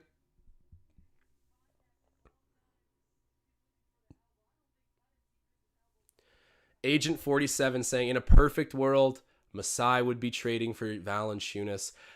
I agree with you completely, but unfortunately, JV signed his extension. So you could still trade for him. It's just like we could have maybe gotten him in free agency had that extension not be signed, and then you wouldn't be looking at giving a crazy trade package up to New Orleans to try to get him back.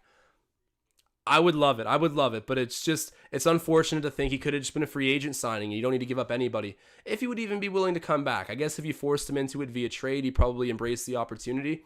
But yeah, he's signed the extension with New Orleans, who it'll be interesting to see when Zion's fully healthy and like, I guess he came back in the lineup now, but once Zion's like solidifying his position on the team, to see where JV ends up at that point, you could maybe squeeze yourself in to try to make a trade happen. But they don't want Zion playing 5 anyways. I mean, he's a power forward, so you could have them out there at the same time. And Zion's a mobile, playmaking guy at his size. Nothing to say that dynamic between him and JV couldn't work. But I'm sure Masai will keep an ear pressed to the ground for that. Hey, and Fanfiction Pop-Tart is arriving in the chat, so another legend showing up, man. Happy to have you in here. And for the 75 live viewers right now, if you're watching this, drop a like, Spike. It's always appreciated. Malachi Flynn with the ball covered by Maxey. There's 6:30 left right now in the third quarter. Flynn shoots the ball, misses, and then it's rebounded by Joel Embiid, who outlets it up the floor to Seth Curry. Yuta Watanabe's right there to meet him. Oh, and Seth Curry with a nice move, but misses the layup. He probably would have rather shot that from 3. But we got Pascal Siakam, gets the rebound, pushes it to the floor. Yuta Watanabe, open 3, gets it to go. Yuta Watanabe, the young Danny Green of the Raptors. Loving to see that from him. We're only down by 6 points. This is a 2-possession game with just under 6 minutes to go in the third. Maxey offloads to Embiid, who gets the easy lay-in. Jeez.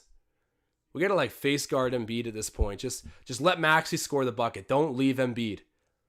That's dumb. You got to force them to pass the ball, but you get what I mean. Embiid really is heating up at the moment. Someone call Marc Gasol for a 10-day. Gary Trent Jr. shoots the 3, misses, and it's rebounded by Malachi Flynn. Finds Chris Boucher in the paint. The shove shot doesn't go, but the Raptors almost rebounded again, but it ends up in the hands of Matisse Thybulle. The Sixers are pushing it. Raptors get the steal. Great hands there by Gary Trent Jr., and Malachi runs the floor, gets fouled. Great job by Malachi to get that ball off of a defensive turnover by the Sixers and just push it, because that's what happens. You'll get fouled. You don't need to force him to finish at the rim. He'll be shooting 2, or I actually will be on the floor, but Raptors get the ball back. Really smart IQ play there by Malachi Flynn and good defense by the Raptors, specifically Gary Trent Jr. Oh my God, it's 9-1 for the Canadian juniors.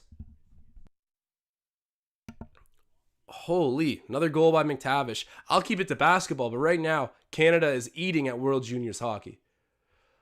Oh, and DJ Wilson cutting on the baseline to get a bucket. He's in the game, everybody. My favorite player, DJ Wilson. The jersey's on its way in the mail. Hooking up with Pascal Siakam there for the bucket. Immediately 1 for 1. Time to supermax that man. Oh, he was part of the PJ Tucker deal. And I guess Miami just waived him. I don't know what happened there, but anyways, Embiid gets fouled. Oh, Yuta Watanabe limping a little bit. This is not what the Raptors need. Oh, no. Yeah, he was dealing with a calf injury in the early going of the season, so whatever's going on right now there is definitely lower body. I think probably the ankle. Hoping he's okay. Oh, man, he's limping right off to the dressing room. Oh, no, Utah. Oh, this is the best basketball he's played in his career right now. This stretch of games. And I know he's gotten a ton of minutes, but seriously, off the bench since his injury, he's been great. Hoping he's fine, hoping it's minor. Even tonight, he's played well. What does he have? It was like, he's got 10 points, 4 rebounds, 2 assists, 4 of 6, 2 of 3 from 3-point. Really solid effort for him tonight. I doubt we'll see him back up, but maybe there's a chance. Either way, just hoping that he's not injured. But we got our guy DJ Wilson in. Raptors have the ball back. A 73-66 is the score we're trailing by at the moment. Let's see what they can do. Hand off to Gary Trent Jr. He drives the rim, kicks it out to Malachi Flynn, who shoots the 3, gets it to go down. Malachi Flynn, the Crimson Flynn, another big 3-pointer. He's got a couple in the game so far. That's good news for him and the Raptors. Agent 47 saying he'll be okay, talking about Utah. Let's manifest that, man. Let's manifest that. I really hope he's fine. Almost forces a turnover there.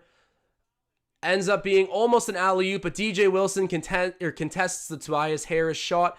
Ends up getting the rebound, pushes it up court. Malachi Flynn from 3. Doesn't get that. DJ Wilson still trying to get another rebound. Couldn't get that one either, but his hustle and motor is really high at the moment.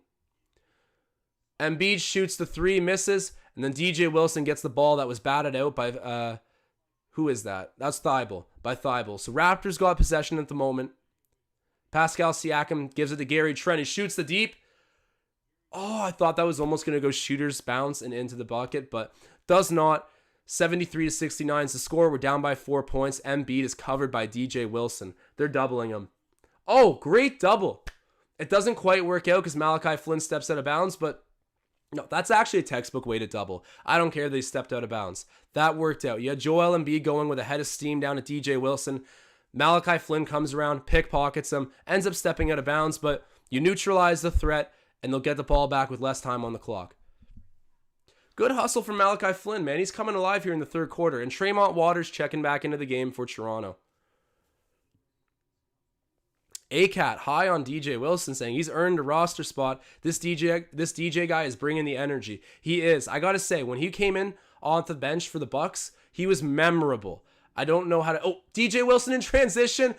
The kind of pump fake, or not a pump fake, but a layup fake to send Seth Curry flying, and then gets the easy 2 in transition after some good defensive pressure by Pascal Siakam. Good things happening for DJ Wilson right now when he's on the court. And then Malachi Flynn with a few good possessions there on both defense and offense. I'm sure Nick Nurse is going to be very pleased. We're only down by 2 points, 73-71. I know Tom Moreau's punching the air right now. He bet on another blowout against the Raptors. But I'm sure deep down part of him is happy to see this team playing well. And so am I. And we got 75 live viewers. So for everybody watching, definitely drop a super chat, a like spike. I mean, feel free to drop a super chat too, but the like spike is always appreciated, man. You guys are the best. Gorman in the chat saying DJ is a baller. Mr. JJ saying sheesh, DJ. Graham's also saying sign DJ. Man, it's going crazy right now in the chat. The DJ Wilson sentiment in Toronto is alive and well. And again, what I was saying earlier is I remember watching a game where the Bucks let their bench out. They were blowing some team out. It was last season, I believe. And DJ Wilson ended up getting a really hype 3-point play and one. That was all I remember of him, but that memory stuck with me. I'm sure you guys have players like that too, where you'll flick on a game for a little bit and someone does something really cool off the bench, and then all of a sudden you just got this very distinct memory of a bench player. I had that with DJ Wilson. So to see him sign a 10-day with Toronto after apparently being involved with the PJ Tucker deal to Miami, I guess he got waived in Miami. Maybe someone can fact check that in the chat, but he's ended up with Toronto on this 10-day, and so far he's acing all the tests. The energy is definitely there, and the offense is surprisingly smooth. I don't know how consistent it'll be, but for right now, he's getting buckets, and he's getting them in decisive fashion. So shouts out to DJ Wilson, man. He's winning over the whole chat. Predator Kingdom saying Toronto family, DJ money is easy money. I can't wait till I got the betting lines on DJ Wilson now. I'm going to put all my mortgage on it. Every bit of life savings I have. Actually, first, I'm going to spend part of my life savings on a bunch of different variations of DJ Wilson's jerseys, and then I'll go put a gambling line on him. But shouts out to DJ, man. He's playing really good at the moment. But for the Raptors, I'll read out the stats just to update them again quickly. So Chris Boucher already solidified with a nice double-double at 16 points, 12 rebounds. He's above 50% shooting, and he's 3 of 4 from three-point range. We have not seen a statistical performance like that for Chris Boucher since the depths of last season. So shouts out to the Canadian, man. He's having a nice little bounce back performance. 13 points for Gary Trent. He's hit the three-pointer bet that I placed on him. Pascal has 20. Yuta Watanabe has 10. And I got to say, I'm very worried about Yuta Watanabe leaving with a lower body injury. It looked like it could have been the ankle, but I know he had some calf issues that kept him out earlier this year. So regardless of what it is, you got to hope it's not severe because he's playing some of the best basketball of his career at the moment. And this Toronto Raptors team has been undermanned virtually all season. And then COVID protocols come in. Same old story. Hoping we can correct this soon, but best wishes to Yuta Watanabe. And we got a tight game right now, guys. Seth Curry misses that shot, gets his own rebound, throws it over to Tyler Johnson, and he hits the three. 76-71, down by 5. We got 2:30 left here in the third quarter. Raptors have been playing great out of halftime. Oh, Svi Mikhailuk. And 1 3-point play.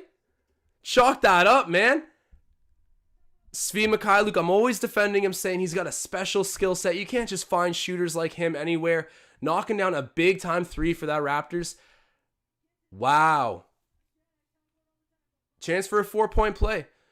76-74 the score at the moment. We got 85 live viewers, so shouts out to everyone watching. If you guys are in here, you know the drill. You're the best. ACAT saying DJ Wilson is exactly what we needed. Someone who can watch the paint. He's giving me Jonas Valanciunas vibes. ACAT, man, I love the overwhelming optimism, but I gotta say, I don't know. The JV comparison's a little high at the moment. We'll let DJ Wilson breathe for the time being, but let's see what he can do. I gotta tell you, I'm giving him a glowing review regardless of what comparison he's getting. He's playing really good at the moment. Svi Mikhailuk cuts in the paint. Could have gone to the basket there, but kicks it to Pascal Siakam. Svi shoots the 3. Oh my God, making it look all worth it. Svi Mikhailuk back-to-back 3-pointers. Toronto takes the lead 78-76. Raps are heating up, man. They are not going anywhere. Even with Yuta Watanabe out, they've put out a good group of players that are finding chemistry and pace, and most importantly, they're hitting their 3-pointers, and that's making a big-time difference right now. Chris Boucher and Svi Mikhailuk, 2 guys who have been on for needing to get rebound performances, who didn't really do a ton in that Cleveland game, are out here right now being lights out from 3-point range and bringing some defensive intensity too. You just gotta love to see it. Love to see it. Svg Water. The Raps are leading, man. Who would have thunk? I got to check up on Matisse Thybulle's defensive stats because that's the last missing piece to my parlay that I've posted up there in the top left corner of the screen. Like I always say, though, I'd rather the Raptors win than me get my bet. And at this point, if we can hold on to the lead and Matisse Thybulle doesn't get any defensive stats, hey, man, life goes on. I'm just going to be happy to see the Raptors get a really gritty win if they can pull this off, which is a big if. Knock on wood. Definitely some underdogs at the moment. 6 Canada TV saying 76ers fans said the Raptors don't give up and that's why he doesn't like us. That's a pretty good reason to be hated. I'll take that criticism or slander, whatever we want to categorize that. Basically just a compliment, and that's how it works in sports. When you usually dislike another player a lot, and I'll just say Colin Sexton is one of those guys for me, where he's so in your face and effective that like it hurts so much more. So I just developed this hate for him, but deep down it is a respect, and I wouldn't be surprised to hear that Philadelphia fans have that respect for us. We're not giving up anytime. Even when Jimmy Butler goes and gets a tying basket at 90-90, we're going to come back, get a crazy shot to win the game, and go through the next round of the playoffs. That must sound like a familiar story to 76ers fans, and I can tell you, these Raptors don't give up. They're coached hard. Pascal Siakam gets fouled. 80-78 is the score. Philadelphia ended up hitting a 3-pointer during that little rant of mine, but Siakam's going to be going to the line with a chance to tie up the game at 80. Teflon saying Svi finally doing work. Giving my guy some respect. Even at Svi's lowest, I've been very, very confident that he can come back and impact this team in a big way. And his teammates seem to like him a lot too.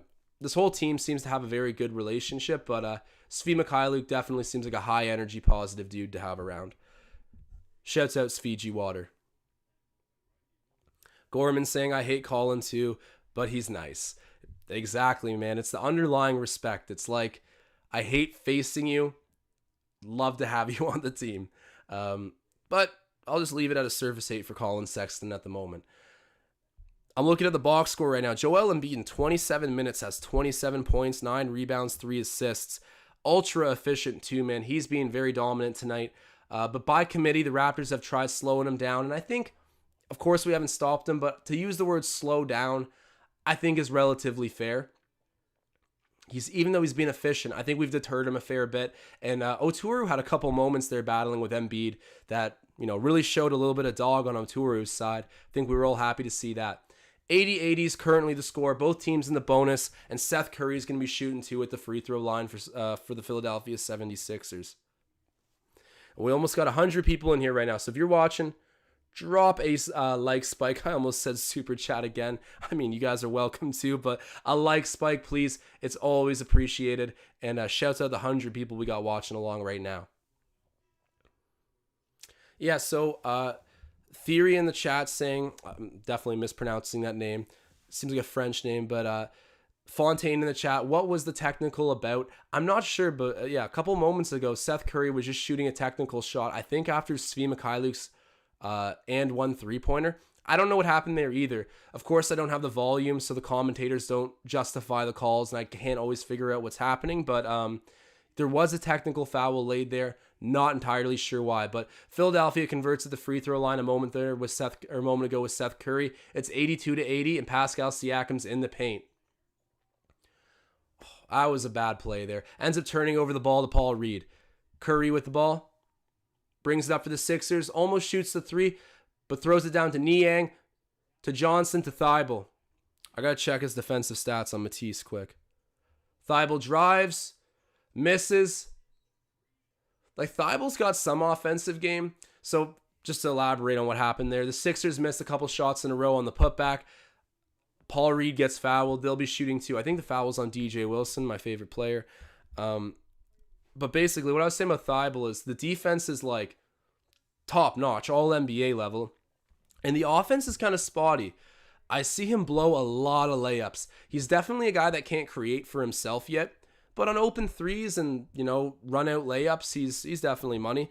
But Thibault on the defensive stats, he still only has 1 block. My bet's not looking too great at the moment for him. But defensive stats can pile up quickly. We'll see what happens. We got 39 seconds here left in the third quarter, and then a whole fourth quarter to determine the winner of this game. 82-80 the score at the moment. Seth Curry looks like he's coming out. So he'll be off the floor for a moment, which is nice. That's some instant offense right there with Seth Curry. That guy's a bona fide 3-point shooter in the league. Paul Reed shoots his second free throw. Gets it to go. 1-shot game, 83-80. If you guys have any last-minute score predictions right now, fourth quarter's coming up soon. DJ Wilson shoots the 3, misses it. That was pretty well contested by Niang. And then there'll be a timeout call, I believe, by Doc Rivers and the Sixers. So 1-possession game, guys. Both teams in the bonus at the moment. I'm worried about Yuta Watanabe. As you guys know, he exited a moment ago. Seemingly a lower body injury. Might have to do with that calf that was injured earlier this year. Gotta hope not, because that seems to increase the likelihood that it's something serious. Might just be a tweaked ankle. Playing it cautious. But either way, he did go back to the change room immediately, which is relatively not a great sign when a player gets hurt. Either way, I don't think we would be risking it too much to put him back out there tonight. Fingers crossed for Yuta Watanabe. I think I speak for everybody in the chat when I say that. And speaking of the chat, we have 105 live viewers at the moment. So if you guys are tuning in, stick around and drop that like spike. I got the Skyrim arrow up on the screen.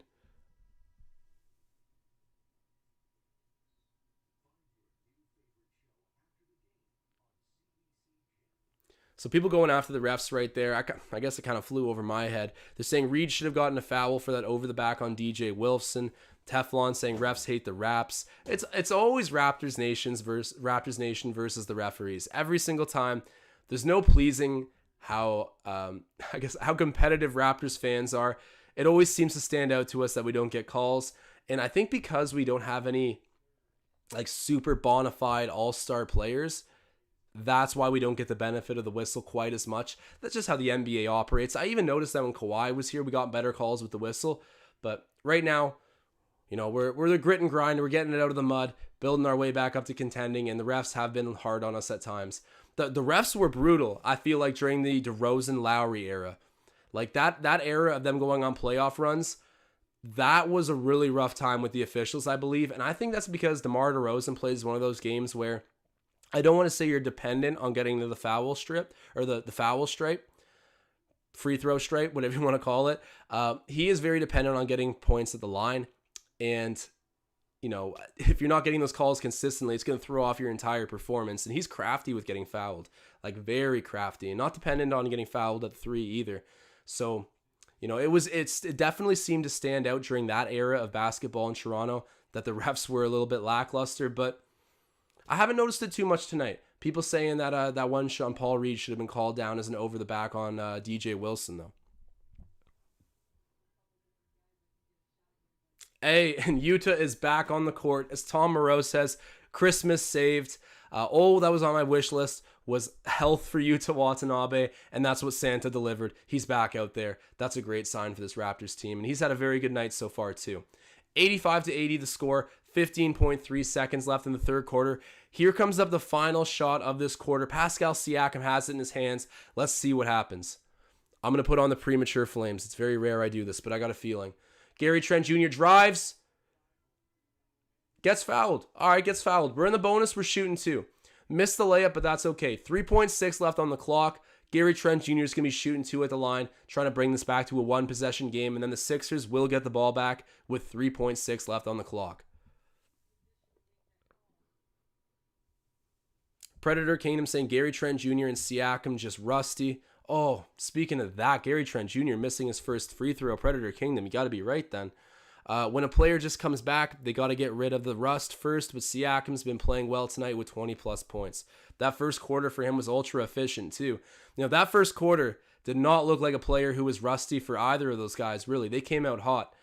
But Gary Trent Jr. just did miss his first free throw, gets the second one to go. We're down by 4 points, and the Sixers are going to get up a final shot, basically from the logo.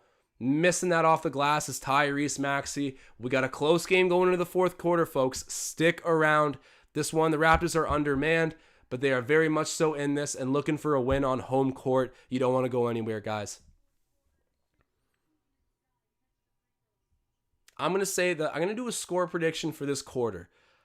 I have the Raptors winning this game. My original prediction was 112-107 for the Raptors. That could still happen, but you know what?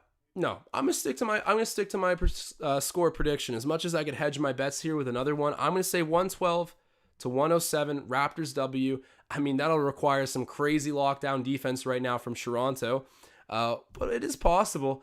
You guys, let me know what your score prediction is in the chat. Drop them down right now. It's pretty much the last opportunity to get a good one out there before the fourth quarter starts. And this has been a fun game to watch. I mean, regardless of how it ends, win or loss, this was not the Cleveland game that made me want to tear my eyeballs out. That was brutal. I mean, what do I expect with the lineup we had in? It's kind of an understandable result, but this has been a lot more enjoyable from start to finish to watch. The Raptors have never really been down in double digits. It's been relatively close, and given what we have in the lineup right now, I'd say that's a very good sign because Philadelphia is is relatively healthy right now. I don't even think they're missing anybody other than Ben Simmons. So at the moment, Chris Boucher, 16 points, 12 rebounds. He's already had his double-double. Gary Trent with 14, Malachi Flynn with 6, Siakam with 22, Watanabe with 10, Svi Mikhailuk with nice 9 points.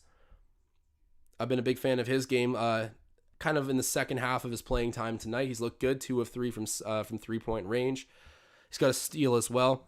And then Tremont Waters, he's got 0 points, 1 rebound, 1 assist. DJ Wilson, 4 points, 3 rebounds though. He's 2 of 3. Looking good. Everybody's cheering on DJ Wilson tonight. Hopefully he can have a nice little fourth quarter if he gets put out there. I think he probably will. They were rolling with him for most of the third quarter. RPGT saying, I have a new name for Yuta Watanabe. I'm now calling him Yuta Blockanabe. Got to go patent that. 6 Canada TV saying 76ers lose. I'm a laugh.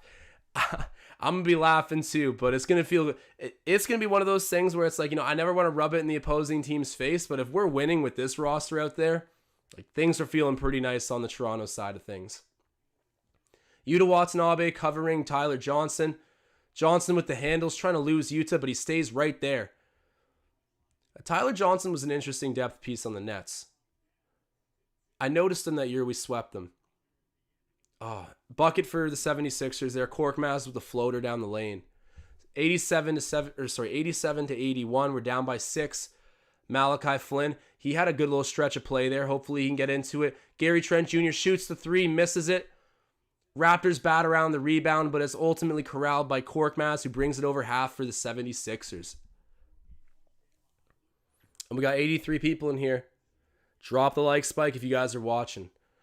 76ers missed that shot bad. It's just kept in bounds there by Chris Boucher, who basically rebounds it. And then the Sixers pick up a foul there at half court. It's going to be on Korkmaz. So Raptors get the inbounds, and they get another foul on the Sixers, getting closer and closer to the bonus situation, which in a close game is going to be very key for Toronto. I'm liking the fight that we have on the glass tonight. I'll be curious to see a side-by-side comparison of the rebounds.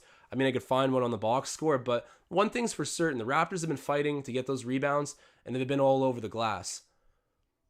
Gary Trent Jr. with the ball in the paint, throws it down to Chris, who shoots the 3. Gets it to go. Chris Boucher picking up right where he left off with his 4th three-pointer of the night. That needs to be a season high. And he's 4 of 5. Perfect game for Chris. I mean, about as close as perfect as you can get. Sixers missed that shot. Yuta Watanabe bats up the rebound, and then Chris Boucher ends up grabbing it. Great effort by both those guys. Malachi Flynn to Chris, shoots another 3. Oh man, that would have blown the lid off of Scotiabank Arena, which is only at 50% capacity. Still, that would have got everybody going, myself included. He's not afraid to shoot the ball right now. He is fully greenlit. Chris Boucher contests with some good defense there. Him and Svi Mikhailuk both get out on Niang there, but he gets the bucket to go. It's 83 to 89. The Raptors are down. Gary, off the dribble, finds Chris Boucher in the paint, gets fouled. So Niang tries to reach around and strip him there. I guess he got some wrist or hand because the ref blows that down, and Chris will be shooting 2, I believe.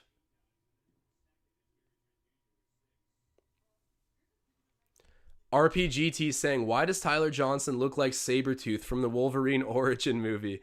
Oh my God. Sorry. I don't know those movies, so I can't make the comparison there too well, but Shayar saying, Josh, Franz Wagner is 38 points. How's your bust prediction looking? Oh my God. Shayar, are you serious? He's got 38 right now. Oh my God. If you guys go look at the video that I posted on Courtside where I thought Franz Wagner was going to be a bust, and hear me out, listen to my reasoning. It kind of made sense, but was I wrong? Completely. And Chris Boucher taking the charge. That would have been an easy bucket there for the Sixers, but giving up his body on defense, takes the charge there as he's getting stormed by Tobias Harris, and that's going to negate the Paul Reed dunk.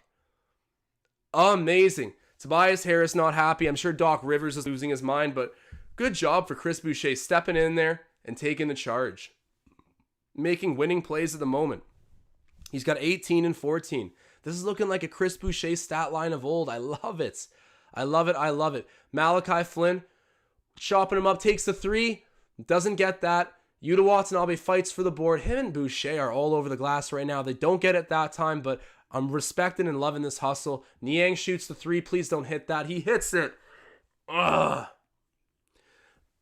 I wouldn't use the term dagger, but that one hurts a lot. Extends the lead for Philadelphia to 9 points. Pascal Siakam sets the pick. Gary Trent Jr. takes it, shoots the mid-range. Just misses. Oh, I thought that could have been a loose foul against Philly there, but the refs keep the whistles out of their mouths. Niang shoots another 3. He just hit one, and he gets another one to go. 12-point deficit for Toronto. The energy is changing up quickly here, guys. 8:30 left in the game, essentially. 8:37 to be specific. Raps down by 12. Wow. This has taken a turn for the unfortunate if you're a Raptors fan. Jeez. Niang kind of burying us there with 6 consecutive points, 2 3-pointers back to back. I mean, he's a good shooter. You leave him open, he's going to hit him. Jeez. We've been clawing and fighting this whole game. It's been a lot of fun to watch, but I'm really hoping this comes down to the wire and is a close game. I'm hoping we win. Just flat out hoping that we can win this. But, of course, we're disadvantaged. And that Niang shooting spree there might have put us down to an insurmountable amount. But who knows? We got some more of the fourth quarter here to watch. So we got 95 live viewers. If you guys are in here right now, definitely stick around. Tom Moreau out of the absolute shadows right now saying, all of a sudden, my bet lives. It's so funny. As soon as they got out to a double-digit lead, that's what I was thinking in my head too. Tom Moreau, I gotta say, you got that crazy bet tonight. I love it. But please, I had to sit through that whole Cavaliers game. Give me something to cheer about with the Raptors here. We're undermanned and playing pretty decent. It's a game of runs. It's time for us to go on our run after this timeout here.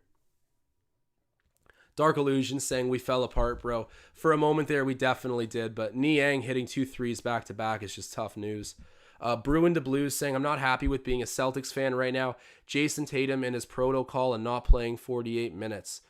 Jason Tatum's been on recently. I saw some stats from his last few performances, and he's had some crazy performances back-to-back. But I got to say, Bruin to Blues, I got a question for you because this seems like a tightly debated subject in the Celtics nation.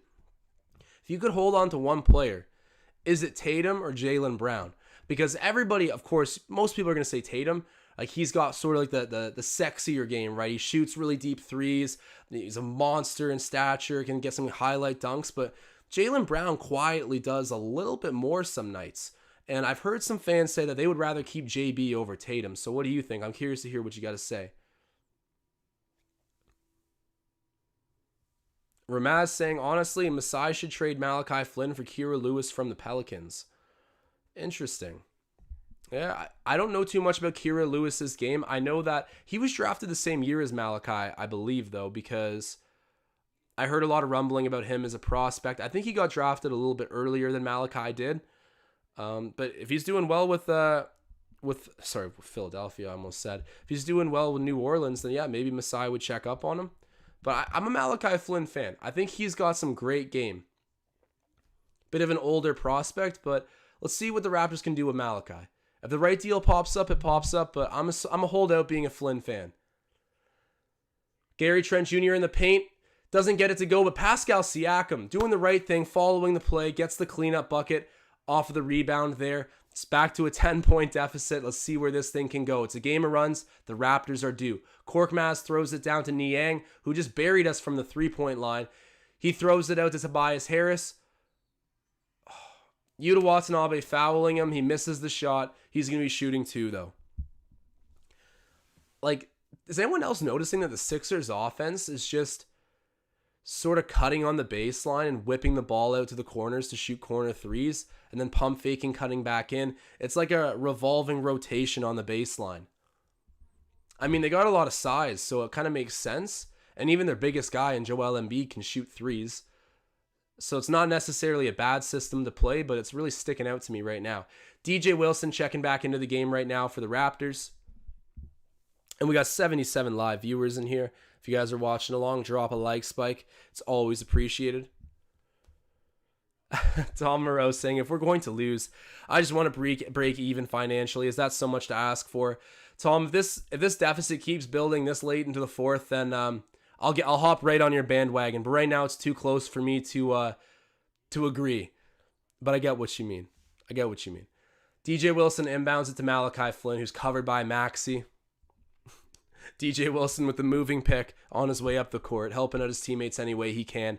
Now it's with Pascal Siakam. Hand off to Svi Mikhailuk. Back to Pascal. Pump fakes on Reed. Out to Malachi Flynn, who shoots the 3. That one was off. But there's Chris Boucher to get another big rebound and fouled again. Chris Boucher refusing to give up, seemingly keeping this Raptors team's head above water. And I got to say, coming out of halftime when we were down by 7 points, Chris Boucher came out with some life, hit some three-pointers. I think he hit 3 3-pointers without missing one.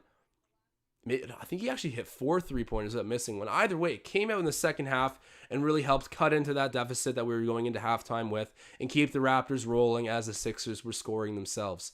There's no denying what he's been doing on the glass tonight. 14 rebounds and now 20 points. Big night for the Canadians. Shouts out Chris Boucher. He needed to bounce back, and tonight, regardless of what the score is, he's been a very redeeming factor for the Raptors. Harris with the ball, down to Korkmaz. Korkmaz is guarded by Svi Mikhailuk, who had a little bit of a shooting tear of his own in this game. Only 2 3-pointers, but still like coming at big times for the Raptors. Maxey misses that floater. And now it's Malachi Flynn bringing it up for Toronto. Chris shoots the 3. Come on, give it to me. There we go. Chris Boucher making it a single-digit lead. It's 7 points that they're leading by. 97-90 is the score. Philadelphia ahead, but Chris Boucher turning it right back into a close game. That's what, his 5th 3 of the game? He's 5 of 6, I think. It's the Chris Boucher of... Okay, hold on. Sorry, Chris Boucher's 4 of 6. So I'm a little bit off here on what I'm saying about his stats, but 4 of 6 for Chris Boucher, like... Unreal. 23 points, 16 rebounds. I had to update my box score there, so I've been disseminating some false information, but those are the numbers. 23 and 16 for Chris, and stretching the floor, rebounding hard. This is just great news for Toronto. Hopefully he can do this, continue. Like, if we could get this kind of output from Chris Boucher as a rotation player, oh my gosh, it would do absolute wonders for this team. But of course, a lot of the struggles have been Chris Boucher needs to play behind Kem Birch as well as Precious Achiuwa. If he continues to do this, though, I'm telling you, Nick Nurse is going to find some playing time for him. Definitely.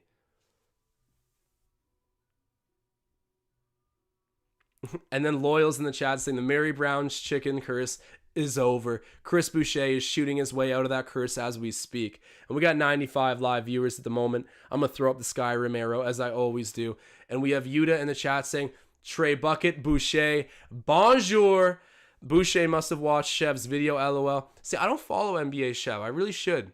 As a fellow NBA YouTuber, I definitely should. I see his stuff posted, but, I'm loyal with my clicks.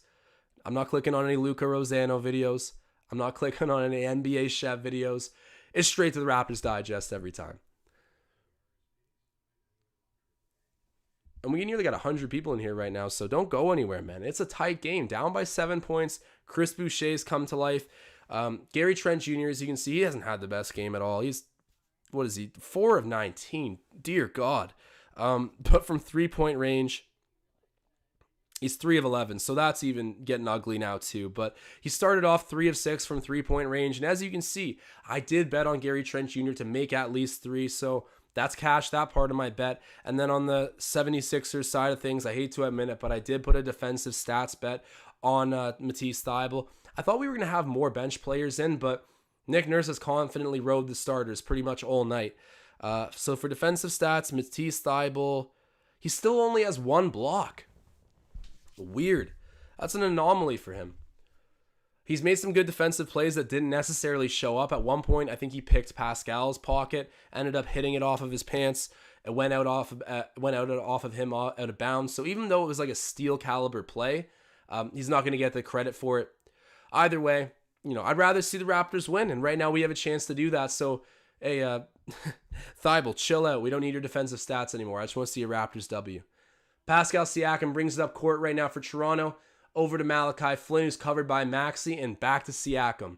He's had a great game. There we go. Shot by Malachi Flynn, misses. He's looking for the foul, but doesn't get the call. That was another air ball there by Malachi Flynn. Not great, but wanted the call, doesn't get it. Maxey now has the ball for the Sixers, and it's with Korkmaz. They're trying to feed Harris in the post, but they're cutting off that entrance pass. It gets in there, and then Malachi Flynn picking up the foul. I didn't really see a foul there. I know he tried to intercept the entry pass, but he didn't really get any arm or anything, did he? Either way, refs charge the foul to Malachi against the Raptors here. Philly not in the bonus yet, neither are we. It'll be inbounding the ball right now. Harris for the Sixers. Gets it to Maxey. All right, Raptors got to lock in defensively right now. Every stop is huge. Final 6 minutes. DJ Wilson gets up there and doesn't get the block, but just a heavy rim protect. Maybe he did get a bit of a block. I didn't think he touched the ball, but lights out defense there by DJ Wilson, not giving up, sacrificing, ending up on a poster, and the Raptors get rewarded at the other end. Defense to offense. The Flames haven't been on for a while, but they're getting right back on at the moment. There we go.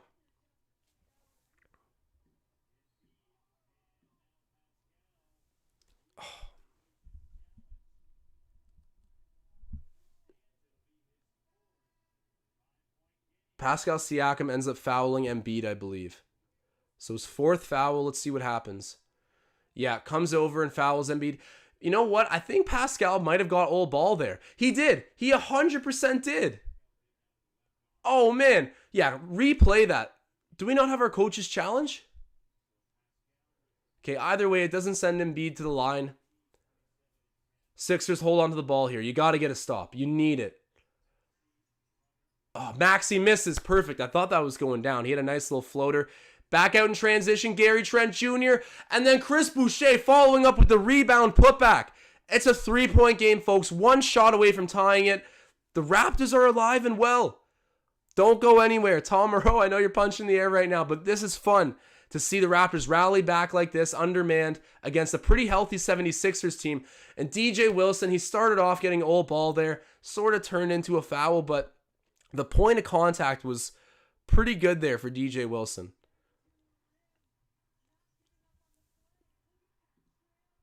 All right, guys.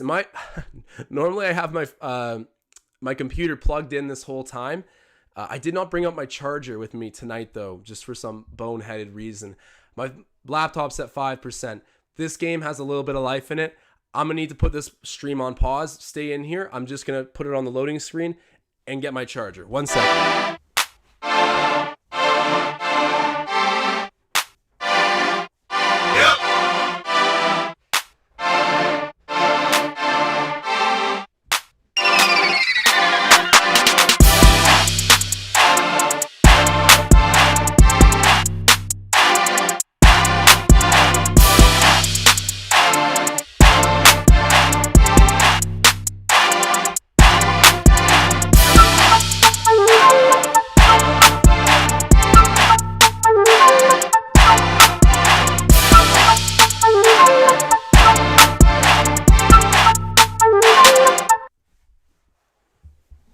And we back. Apologies for that. I probably missed like play of the year while I was gone, but 99-94 the score. Siakam just misses a deep 3. Chris Boucher fights for the offensive rebound. Are you kidding me? Kicks it out to Svi Mikhailuk. Finds Pascal. Get it to DJ Wilson. There we go. Oh. Is he getting fouled? Oh man, I'm out of breath right now for running up my stairs, but we got another super chat going down. Who else but Marcel Martin? How long will this version of Boucher last? This was the version I was expecting from Chris Boucher. You know, this is who I thought he proved he was last season. And yes, it's been a slow start for him this year. But if he can figure it out and stay even like relatively close to this level, his minutes are gonna like double. Because I mean, Precious Achiuwa and Khem Birch. Sorry, I'm so out of breath from that. I was like a full-blown sprint. But both those guys have been playing ahead of him. But if he can play like this, Nick Nurse will have no other option but to hedge his minutes. But this is the version of Chris Boucher I want to see. He is vastly inconsistent, but when he's on, man, he is like a massive top-level NBA difference maker. Just like that, a big defensive play. Kicks it back into Embiid, though. Oh, they're lucky they didn't give Embiid the and one. But shouts out to Marcel Martin for the super chat. We're currently down by 5 points. 101-96.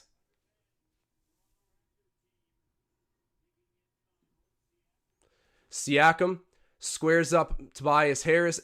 Embiid's there to help if he beats him. They try to double. Kicks it out to DJ Wilson. DJ Wilson. Oh, that was nice. Throws up the little alley-oop to Chris Boucher. But what's going on here? So DJ Wilson got fouled before that play transpired.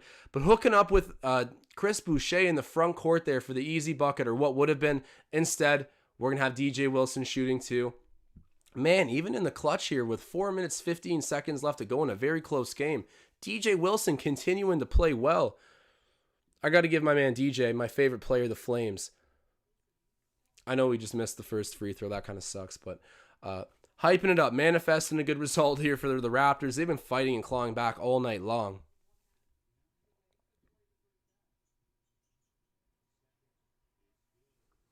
Second one's good for DJ Wilson. It's a 4-point game. Embiid covered by Chris Boucher in the post. Wow, Embiid moves his feet and gets Thibault open on the baseline for the easy 2-point flush. Embiid's got some versatility. I mean, I know no one said he didn't, but he can move and use his IQ for a guy that size. I'm always reluctant to call him MVP caliber, but he does get that kind of respect. Boucher shoots the 3. Oh my God, Chris Boucher out there putting in the work for Toronto. Where is this team tonight without the services of Chris Boucher? I do not know, but I'm sure happy he's playing like this because it's made it a great game to watch. Tyrese Maxey throws it up to Seth Curry, and now it's back with Embiid. Come on, Chris. Give us a big defensive play here. Embiid shoots the 3. Oh, wow. That was right in Chris's face, too. Jeez. That was nasty. All right. Raptors only down by 6 points here. It's a 2-possession game. Far from out of it. Don't go anywhere, guys. This has been a good one. DJ Wilson. Okay, that's out off of it. Oh, he gets fouled. I'll take that. Yeah, I got to give the refs their credit. There's times where I think they help us out. And as much as I'm going to complain, I'm also going to point out where I think we're getting the benefit of the whistle. And I think DJ Wilson just got the benefit of the whistle. He should be shooting too, which is a big play, or big swing, I should say, at this point in the game for Toronto. But man, the chat's showing some love to Boucher. Bonjour. The Predator Kingdom saying it's the Bonjour game. That's what it's going to be remembered as. That was his 5th three-pointer. What was he, like 5 of 8 now from 3? And then getting close to 20 rebounds. He got 28 points, 18 rebounds. And we're not done yet, folks. Just a little bit under 3 minutes left here to play in the fourth quarter. DJ Wilson right back at the line. He's got 8 points, 2 of 3, 5 rebounds. Make that 9 points as he hits his second. We're down by 4. Embiid's had a very good game. I wouldn't say dominant, but bordering it. The Raptors have done a lot by committee to try and shut him down. He's guarded right now by DJ Wilson, everyone's favorite player. Embiid shoots over Wilson, doesn't get it. The Raptors do a marvelous job boxing out. I mean, that was their rebound to get, but fundamentals looking strong at the moment right now. They're fighting for every loose ball, and they got the ball at the moment. Gary Trent Jr., he desperately needs some offense. Gets the floater to go. Battles his way into the paint, gets open for 1 second, puts up the little shove shot, and it goes down for Toronto. I'm sleeping on this. Why aren't the Flames right back on? There we go, guys. It's a close one. I want to see someone. There we go. I'm here clapping, and I look up DJ Wilson's clapping, getting everyone defensively engaged. Harris pump fakes. DJ Wilson doesn't fall for it. Curry rotating in the paint. Throws up the shot. Doesn't go. Chris Boucher with another rebound. That might be his 20th. He is right up there. This is a monster stat night. I apologize if I'm missing anything huge in the chat. I see Marcel Martin going off right now, cheering on the guys. Apologies if I miss any super chats at the moment. I'm locked in on this game. And Gary Trent Jr. giving Toronto the lead. This has been a crazy turn of events, guys. I mean, it is my job to be, overzealous and sensational, but this is authentic right now. The Raptors are going to work. This is a gritty, don't give up effort. Nothing taken for granted tonight. Everyone making the most of their minutes, trying to send a message to Nick Nurse that they belong here. And it looks like everybody that's on the floor right now belongs. DJ Wilson being a big-time difference maker. I know we kind of came into here treating him like a meme. Like, when are we going to see DJ? He played good, but what do we really expect?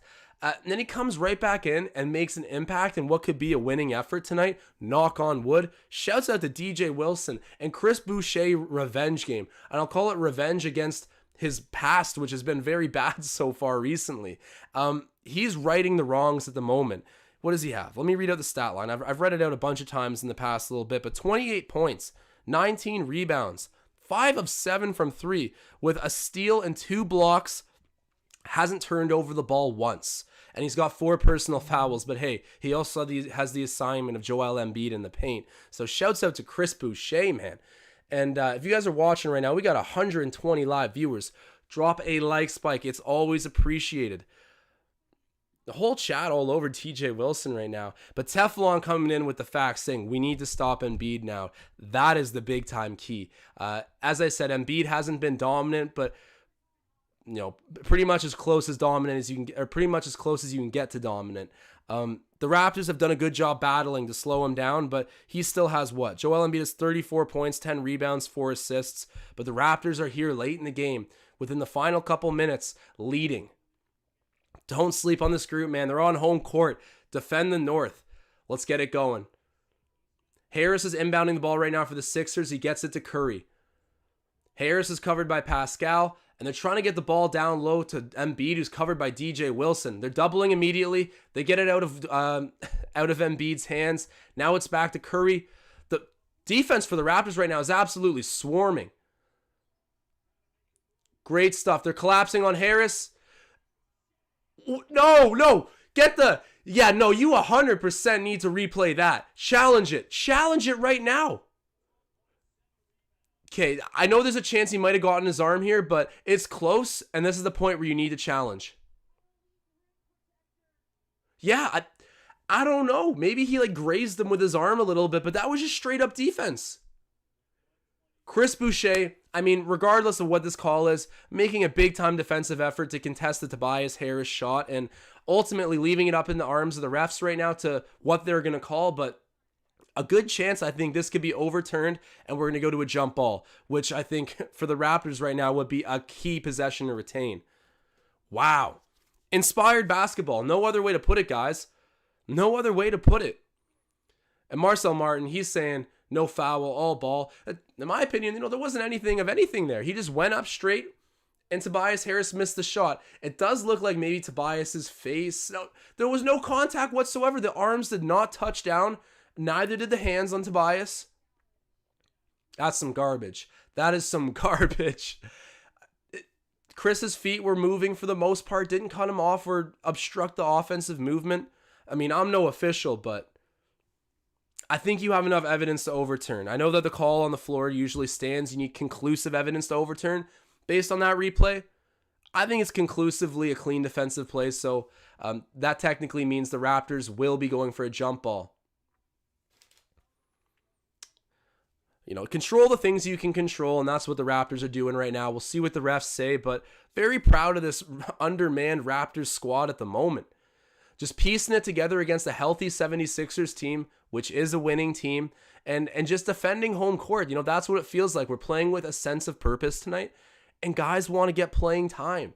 A lot of the guys that have showed up tonight are guys who needed to bounce back. Chris Boucher, Svi Mikhailuk, he's had his moments. He had a few big plays for the Raptors, a couple big three-pointers that came at pretty pivotal points. I'm going to give him his flowers. Yuta Watanabe has just stayed steady. He hasn't needed to bounce back, but stayed steady. And then Siakam, who, just kind of takes all the criticism in Raptors land. He has 26 points, 6 rebounds, 8 assists on 50% shooting, and, he's got a steal and a block to go with it. Solid game for him. Solid game for the top dog. Both teams are in bonus. There's a minute 20 left to go in the fourth quarter. This is the most fun. This is why we watch basketball games. As much as the buildup is it is everything in a sense, it does come down to this last few minutes here that determine all, that give you your verdict. And if it ended right now, the Raptors win. And that is shocking enough alone, but we'll see what happens. What? No way. The foul stands? Oh, you're kidding me. No way. The ball doesn't lie. He's got to miss one of these, but that's a cold call right there by the refs. Come on now, man. Come on now. Get serious, my boy. All right. Tobias Harris shoots the second one. This needs to miss. The ball doesn't lie. Yeah, he hit it. He's broken the rules of basketball. So 108 to 107. Raptors, short-lived lead, but we're right there, man. One more bucket will get us back into the lead. Just over a minute to go. Pascal Siakam in the lane. There we go. He double cocked, and I didn't like that. He thought twice about it, but ultimately, the shot goes down. He gets it over Embiid. That's huge. Raptors ahead, 109 to 108. Just a minute left now. Tobias Harris misses the layup. Oh, and then great defense by Siakam, but Embiid powers it down. Not a dunk, but a really determined layup, I'll call it. Gets the Philadelphia 76ers back in front of the Raptors right now. 45 seconds left. This is intense, guys. The Raptors do not have their timeout because of the failed challenge. Gary Trent Jr., he's going to shoot a deep three here. Misses. Chris Boucher almost with the rebound. That's got to be out off of Philadelphia. Great job for Chris Boucher fighting. He won't get credited with a rebound here, but I mean, that's the equivalent to one. He goes up and fights for it off of the glass, and it's going to end up with the Raptors as a result. Can't knock the hustle, man. 30 seconds left. This is going to be they're going to shoot quickly here because if they miss, they have a chance to defend and keep it a one-possession game. So expect a shot very quickly. It's inbounded to Chris. I would have expected a shot pretty quickly. Wow, okay, so... Oh, no! Yeah, they got a foul. Okay. All right, let's see where this one goes. 16.8 seconds left. It's 110 to 109. DJ Wilson forced a foul. I think it was Tobias Harris there. He'll shoot 2 free throws. He got cheated there. I mean, the refs reviewed it, said it was still a foul, but I think Chris Boucher was fully clean in what he did to contest that earlier shot by Tobias Harris. And right now, that's the difference in the game. So what I'm saying is, if the ball doesn't lie, we're due to see him miss a free throw. Oh, and that one almost misses, but he gets it to go down. Oh, okay, either way, the Raptors will get the last shot of the game, presumably, unless they shoot it early on with an open look. So they'll have a chance to either win it or tie the game. That'll all determine right now and if Tobias Harris can make this last free throw. There's some confusion going on right now with where people are lining up in the key, but they finally get it correct. Tobias Harris gets ready to shoot. Maybe the Raptors are trying to play some mind games here, get in his head, ice the kicker per se. Tobias Harris shoots it. Got it. No doubt about it. He shot it. Gets the bucket. Pascal Siakam coming up court. Are they playing the next episode instrumental right now? They are.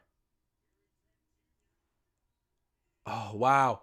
Wow, Matisse Thybulle almost picks the pocket there at Pascal Siakam. I mean, he does, but bats it down. So he's the last guy to touch it as it goes out of bounds. It's staying Raptors ball with 6.2. Who do I want shooting the ball here?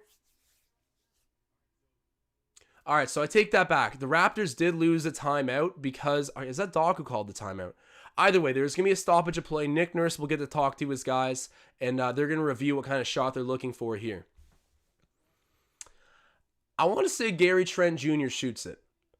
I mean, he's had a bad game offensively, but he hit a big three-pointer in these last few minutes here for the Raptors, and he's the most natural offensive player on the Raps. He's just got the best natural shooting stroke. And I know that doesn't always mean you got ice in your veins, but he's hit game winners before as a Raptors player.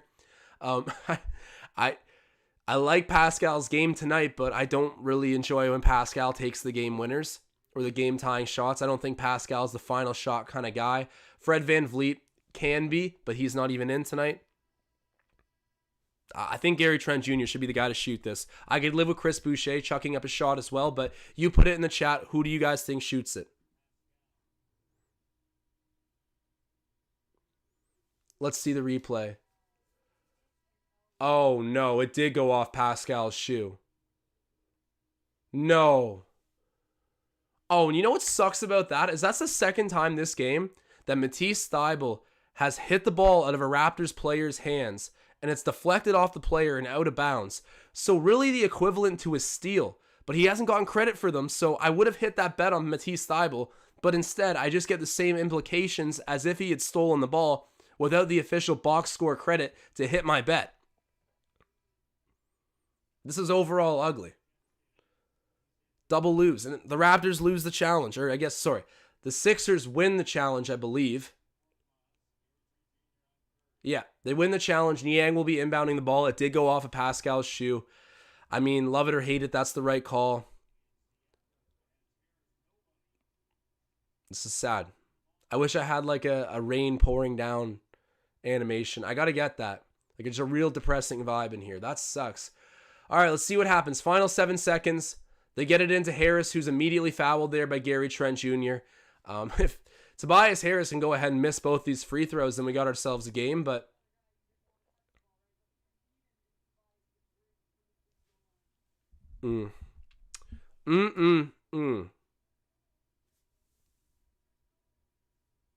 Andrew M saying it's time to embrace the tank, boys. COVID, ha. Andrew, come on now. We got to keep the Kazoos out of this. I don't think we need to go anywhere near the lottery. Look, we're playing Philadelphia, a healthy Philadelphia team within a single possession with, Pascal, Gary, and then the rest of the guys. I think we're in good hands. I'm not too worried about this team. I'm just going to sit back and watch and enjoy them developing. And then Tobias Harris. God, that's cold-blooded, man. Hits the free throw. Ends our hopes. But definitely no calling to go back to the lottery or to tank. We don't need that. Definitely don't. As much as I understand the allure of going back and building for the future, like, sure, I'll play chess with it. I'll look years down the road to when we're going to be contenders, but I just don't think we need to go back to the draft to build in that direction. You guys know my take on this. If you haven't, go check out my video. I've posted sort of a breakdown of our contract situation and what to do with Pascal Siakam. Well, that does it, guys. That does it. A final score of 114 to 109. My score prediction was going to be 112 to 107, a Raptors win. That's what I said early on in the first quarter, but instead it's the 114 to 109 loss that the Raptors are handed on home court. Severely undermanned. I got to say, Joel Embiid, close to dominant, but I still think the Raptors did a good job of slowing him down. I get it. I'm saying that when he has a 36 and 11 double-double with 4 assists, 11 of 16, 2 of 3 from three-point range, a block to go with it. We made him turn over the ball a couple times, but Joel Embiid, a really good game. I just think that given what we had out on the court, that the Raptors did a reasonable job. Okay, this is hilarious. The guys, the players are walking out through the tunnel. I don't know who else caught this, but we got Buddy over there holding his fist out to try and bump the players, and they're also bummed out. They're just walking right by him. But Chris Boucher, the guy of the night, ends up reaching out, giving him the high five. So you can add that to his stat line. Made a fan's day. But his stat line, He really stuffed the box score tonight. 28 and 19, 10 of 14 on the field goals, 5 of 7 from three-point range. Man, unconscious. Just a great game for him. 0 turnovers too. Let's talk about that. 1 steal, 2 blocks. This was really the Chris Boucher of old. And I'll keep reading out the box score for a little bit here, but for anyone before they take off, make sure to drop a like. I'll do one last like spike for the chat. And Tom Moreau, I got to give you a shout out quickly. I know that you lost some dough on this game tonight, but even you, I can see in the chat talking about this being a huge positive. Can't wait for next game. This is for sure a big positive. This is a character loss. As much as I always want to see winning, I'm a Raptors NBA fan. Like, this is what sells tickets, what wins championships, what does all that good things that we come to as fans or are attracted to. But tonight is something I can live with, and I was surprised by the effort we got. So other than Boucher, who had just a performance, somehow Gary Trent Jr. ends up with a very inefficient 19 points, 7 assists. I mean, Gary doesn't get a whole lot of assists for a guard, but tonight, 7. That might be close to a season high for him. I don't think it is a season high, but for Gary, relatively very good, even though he went 6 of 24 on field goals. Malachi Flynn, 6 points, 4 rebounds, 3 assists. He had some select moments, but I hoped he would have done more this game. Kind of an iffy game on Malachi's part. He could have done more. I'll say that. Pascal Siakam, 28, 6, and 8. Very balanced stat line. Good offense. And, he shot over 50%. 0 of 4 from 3 points, so that's not ideal. But, got 2 steals and a block in the process. Still, the personal fouls and turnovers for Pascal, they just don't go away. He's got 5 personal fouls and 4 turnovers. He's a costly player to have out there. He is a costly guy to have on the court, but hey, he got 28 points and he played hard tonight. He played really hard and had some, even though he was fouling a lot, having Embiid out there as a guy he had to cover a lot of the night. This happens, but I'm not gonna rain on the Pascal parade too hard. Just being realistic about his stat line, but still nonetheless, a big 28 points for him. Or sorry, 28 points. Yeah, 28 points. Him and Chris both got 28. And then Utah, a really solid 10-4-2. He played 31 minutes, so a little bit more production would have been good, but he did go out with a lower body injury briefly there at some point. I think it was mid-third quarter that he left. Went back to the change room and everything, but we got to see him again. He's doing better. So I can't evaluate this game too harshly on his part, but still went out there and did a pretty good job. And then DJ Wilson, 9 and 6 with how many steals? 0 defensive stats. Okay, I thought he had at least a couple, but DJ Wilson delivering on being everybody's new favorite Raptors player. I'm a big fan of him. He was a noticeable, memorable player coming off the bench for the Bucks. Even though it was garbage minutes, take whatever meaning you get out of that. I'm happy that we got him on a 10-day. It's been a cool experiment so far and a successful one for sure. And then Svi Mikhailuk had 9 points as well. But that was pretty much the story of the night for the Raptors. If you guys, I already said about my bet, it's like, that's a sketchy thing about betting defensive stats, is a player could play the perfect defensive game, the perfect lights out defensive game, and record 0 defensive stats. It's a very real reality. And tonight, even though Matisse Thybulle had 1 block, he had so many plays where he reaches in, taps the ball off of a Raptors defender, and it goes out of bounds. In effect, it's a steal. They get the ball back. He takes it away, turns over the ball, but he doesn't get credited for it, so we miss our bet.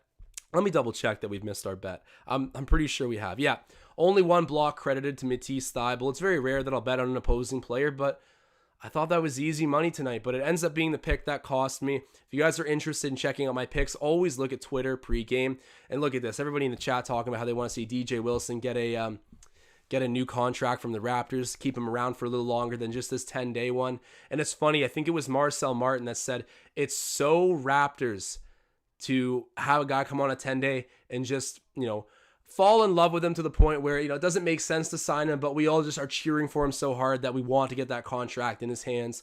DJ Wilson slowly turning into that guy. Tom M, this is hilarious, saying, Boucher cost me my bet, LOL. Who would have thunk? Throwing out a who would have thunk. Tom Moreau. That's, at least it's Boucher, right? I mean, I don't know how much money he cost you, but it was nice to see him go out there and do his thing. And Vincente Diaz in the chat saying, what's your Twitter? You can find all of my betting picks at Raptors Digest on Twitter. I mean, we release links to all the videos as they drop with occasional kind of like fun tweets as well. We might actually get a little bit more active on Twitter, but every single game I post up my bets there, as well as links to new posted content. So give us a follow and stay updated on game days through that, or YouTube Shorts. Either way, you'll find the picks on Twitter every day before a game. And guys, it's been a fun one.